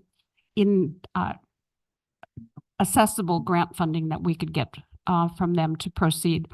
So anyway, we did, it came on the agenda, staff gave the report. I had asked the chair, who is Lloyd White from Beaumont, if I could be the first speaker, and he agreed to that. So I got to do my spiel on the history of the Highway 79, in that it has been going on since the late 80s, and it was chopped into 3 sections. The first section was Highway 60 in Beaumont to Ramona Expressway. That was done in the late 90s.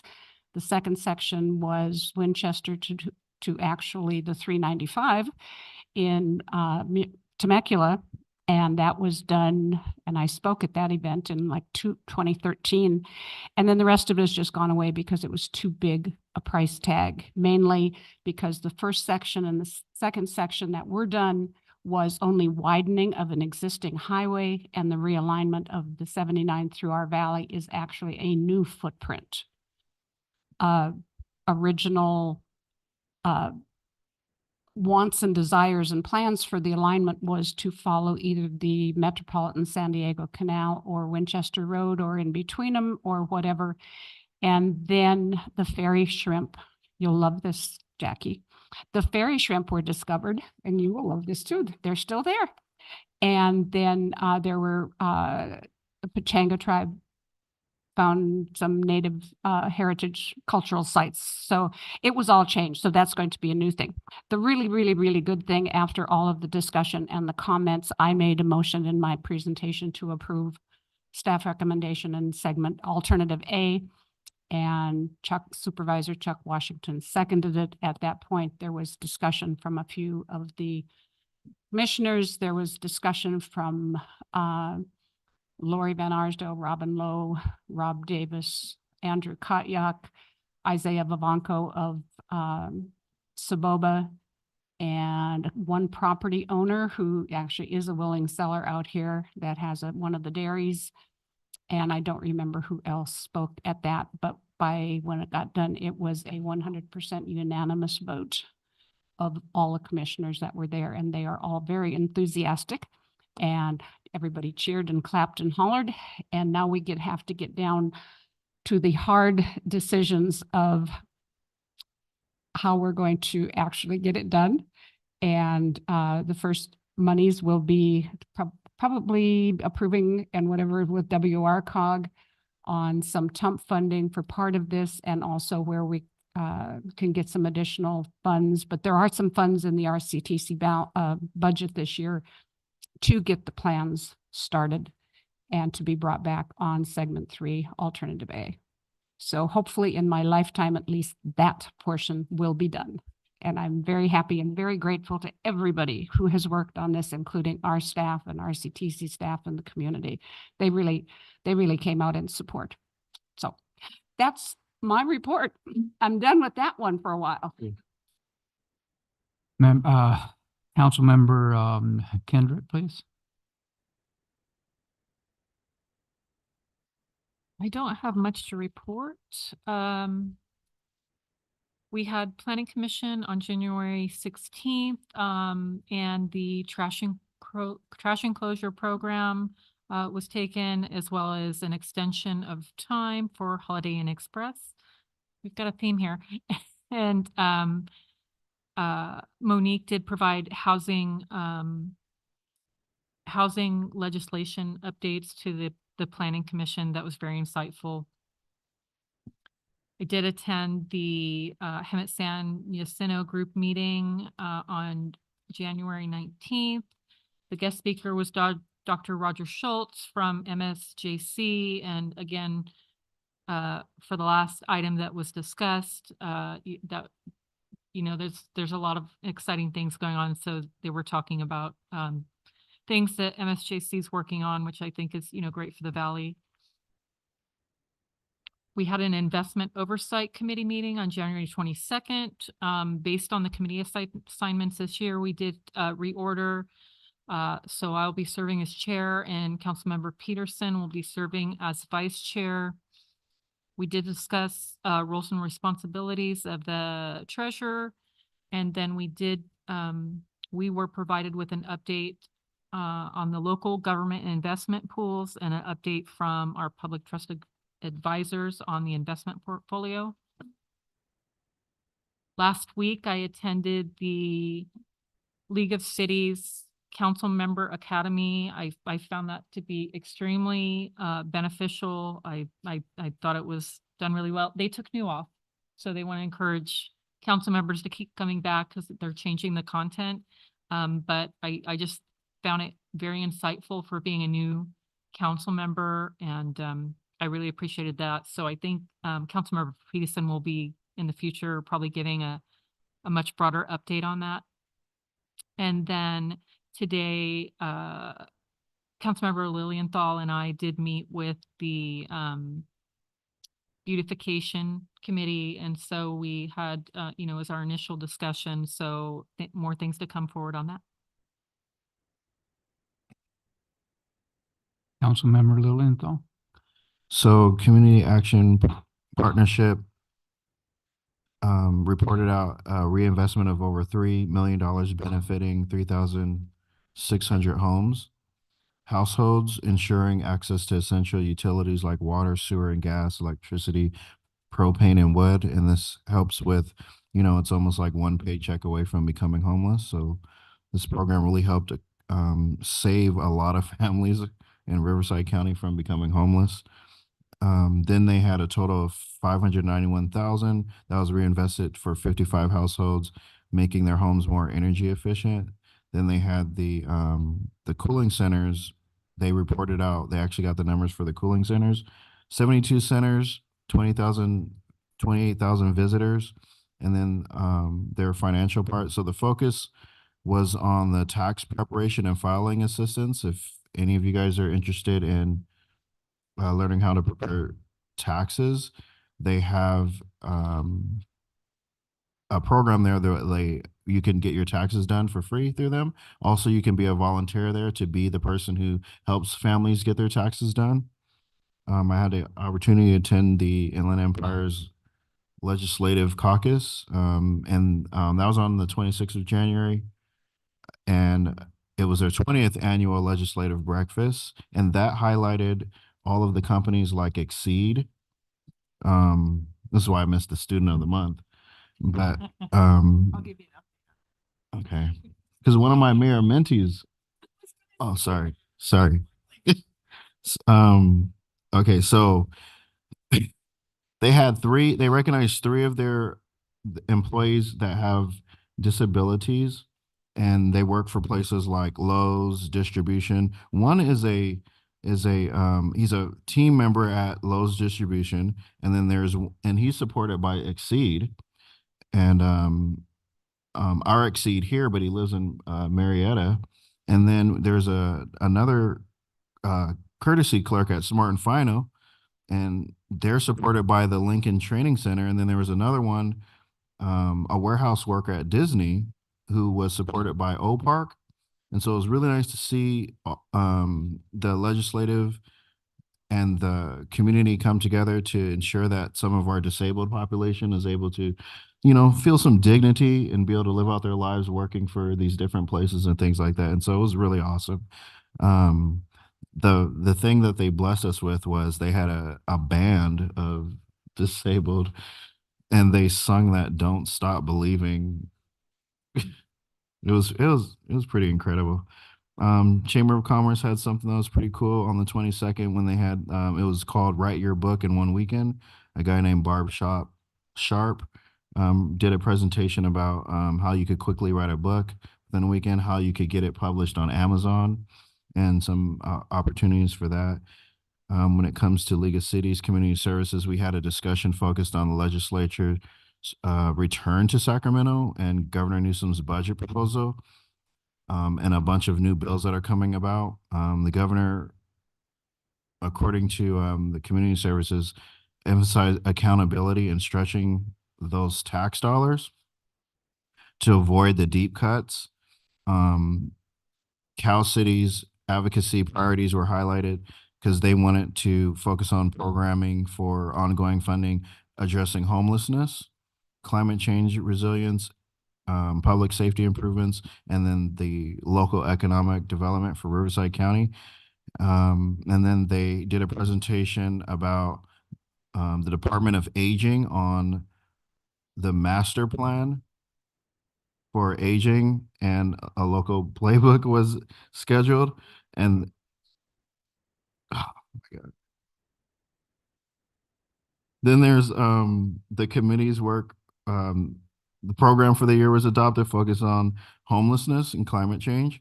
And then they adopted the budget, emphasizing the need for strategic action in light of the fiscal challenges that would come down from the state. And then we had some talks about the governance, transparency, the labor relations, the housing, the community economic development. And then they had talked about, again, the homelessness, climate change, and public safety, because those were the most important. And then the Sons of the American Legion talked about a program that they call the Legacy Leaders. So they call it the Decagon of Honor for Legacy Leaders, and it's a proposed opportunity for ages 13 to 18. And so basically what they're going to be doing is getting kids to understand the national symbols and traditions. So think Memorial Day, Independence Day, Veterans Day, that kind of thing. And they're learning about the flag, Pledge of Allegiance, really getting a sense of what it means to be a part of the country. And then they're also going to be promoting health and wellness. And so this is just more programming in the Valley for our young people. And that's it for my report. Thank you, sir. That's a lot. Mayor Pro Tem Peterson. Okay, so earlier this month, I attended a Western Riverside Council of Government strategic planning session. And it was kind of an informal meeting, and we all gave input on things that we wanted to see, and we talked about what we thought we were doing right in that. So it was just like to discuss the mission and the vision, core values, and a few minor changes were made, but we felt like we were on the right track to serve all the cities that are in the county, and sharing the wealth between us all, because a lot of these programs we contribute to, and then we get money back from the county council of governments. So it's kind of give and take thing, but it's better if we all work together. We all agreed on that, and we can get more accomplished when we work together. So it was a good networking meeting, and it was very informational. So as a liaison to the Ramona Bowl, I want to congratulate the Board of Directors for a wonderful President's Gala dinner. And our council member, Linda Krupa, was very instrumental in organizing and making that a wonderful evening along with her other board members.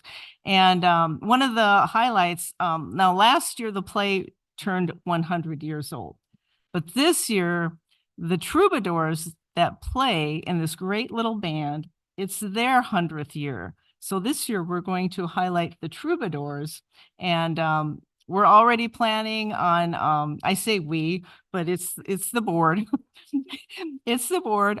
They're already planning on getting a lot of media and information out for this year's play, and we hope to have it even more successful than last year. So the cast is finalized for that, and our director, Dennis Anderson, is just like really excited, as well as some of the board members that know these people that have been in the theater group and acting for a while, that they just think it's one of the best casts ever, and it's going to be really, really good. And they approved a new microphone system, which is a big deal, because the ones that they have are very, very old, way past their shelf life, just barely hanging together. And we're hoping they're here in time, depending on supply issue and everything, but at least they're approved and they're going to purchase them. So that's good. So, and then Malcolm stole my thunder, but I attended the Student of the Month, and it's really interesting to see the challenges and the accomplishments and the goals of all these young people. And one of his mayor mentees was there, and she was the student of the month. And I got to talk to her a little bit, and she said, yeah, I'm one of the mayor mentees. And I said, good for you. That's great, you know, so that was wonderful. And as Carol said, I attended the academy for the League of Cities, and it was very informative. And I tell you, we had a lot of different subjects, everything from like land use planning, financial responsibilities, ethics, social media, more. And it was, again, it's a great networking opportunity. And there were some of the people locally here that we knew that were there. And then I met with some other people that I hadn't met before in the state. And every city in California is part of that except 6 cities. So, you know, there's a lot of knowledge and sharing that we can all do in that type of atmosphere. So that was good. And I don't usually mention ribbon cutting ceremonies because we get invited to a lot of them, but Mayor Males and I did attend the Cibola Pickleball grand opening on Saturday. And I'm telling you, pickleball is just like so popular. And they did a wonderful job on redoing their courts and that. And it was a wonderful day. Everybody was playing, and they had vendors there and, you know, giveaways. And it was a good day. So along with our skate park, I think we've done some great things in the past year for our adults and our youth. So that's really good. So, and that's about all I have. Thank you, Pro Tem. Few things. First of all, I ended up going to the Planning Commission meeting also. I didn't know if it was my day or the next one was mine, so I went. Oh, okay. Okay. Yeah, and they did talk about new legislation that's out and on ADUs. And one thing we learned is that churches now can build homes on their property, on any part of their property. So I didn't realize that. So I think that's what I heard. Is that what you heard? Or? Yeah, okay. And also Student of the Month, I attended that, and Jackie was there. And on my way out, everyone was leaving, and I get to the corner to pull out to the street, and there was a family standing there in the corner, and they looked like they were lost. And I asked them if they needed any help, and they asked for a ride to the hotel. And when they got in the car, I realized that the young man was one of the awardees. He had received Student of the Month, and they just lost their home. And I was really happy to hear that they were working with CityNet, because I've always had a negativity towards them. And they spoke highly of them, said they were helping. I think Michael and another gentleman was helping them try to get permanent housing. And so they were pretty happy. I said if they need anything to call me, and they were pretty upbeat towards everything. And it was just process. And I told them about my days of eating government cheese and government peanut butter. So try to make them feel good about it. And so I went to that. And also we had a pastors meeting here at the city. We had over 21 people join us. We had Dr. Allison Lugo there. She's a VA practitioner. We had Erica Porter zoomed in, and she works with homelessness. Jackie Peterson was there, and Robin Gilliland, our consultant, was there. And we really had a great meeting, and that's what I want to talk to you about. I'll give you a call because we are working on the homeless situation, and we have a pretty good group that we're trying to coordinate and trying to help and try to house our homeless. So I'll call you and let you know when we're going to meet next time and work together. And then oh yeah, I also went to training in Monterey, California, for the League of California Cities Mayor Council and the Academy, and learned a lot. We had a lot of classes there. Harassment prevention training was like the number one mandatory training. And I learned how to be proper. I started asking the city managers some of the questions they were asking, like, when was this policy updated? That, so I hopefully will be getting some answers, so Yeah. we know. yeah.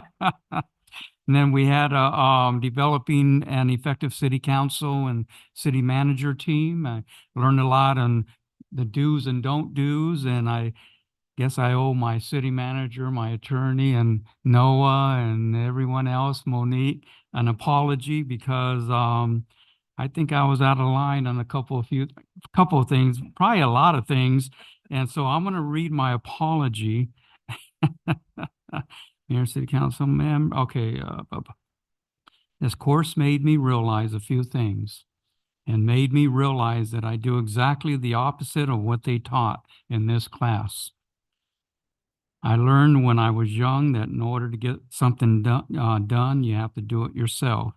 And I had to fight, argue, and manipulate people to get the things that I wanted done. And I sometimes see myself doing that exact same thing with a city manager. And I learned, young in life, if you want to get something done, you got to do it yourself. But you're a good city manager and you work and basically do everything we want. So I apologize to all of you that I called directly without going through the city manager, and probably even John too. And let's see, where is it here? I have insulted and this and asked your employee to do work. I can't hear you. I will make sure to ask Mark if I need anything from your staff, that I will make sure to ask you, Mark, in the future, starting in 2028. So the skate park is doing well. Skate park is doing well. And I will be going there tomorrow. No, I won't. I'm going to the VA tomorrow, but Thursday I'll be out there to see how everybody's going. But I still want to get someone that observes that skate park and watches and give them a stipend or something that will oversee and get people out there that, will make sure things are going well. So let's move on. Okay, so I think city manager. Okay, I have actually 5 items. I'll be quick to update everyone on. Tomorrow night, the public is invited to a community meeting at the library. That meeting begins at 5:30. It's an opportunity for us to seek feedback on several topics, including affordable housing, possibility of a mobility transit hub near downtown, and pedestrian and bike paths connecting downtown. The rumor is there's some food there as well, so we hope people will visit us tomorrow night at the library at 5:30. We also have the mayor-mentee recruitment underway. I don't believe we have any applicants right now, and the submittal deadline is February 2nd. We can extend that, but we're redoubling our efforts to work with the school district and make sure that students are aware of this program. We're hoping to start the program on February 14th. So if anybody's interested in having their high school student participate, this is a good program for that, to learn more about local government.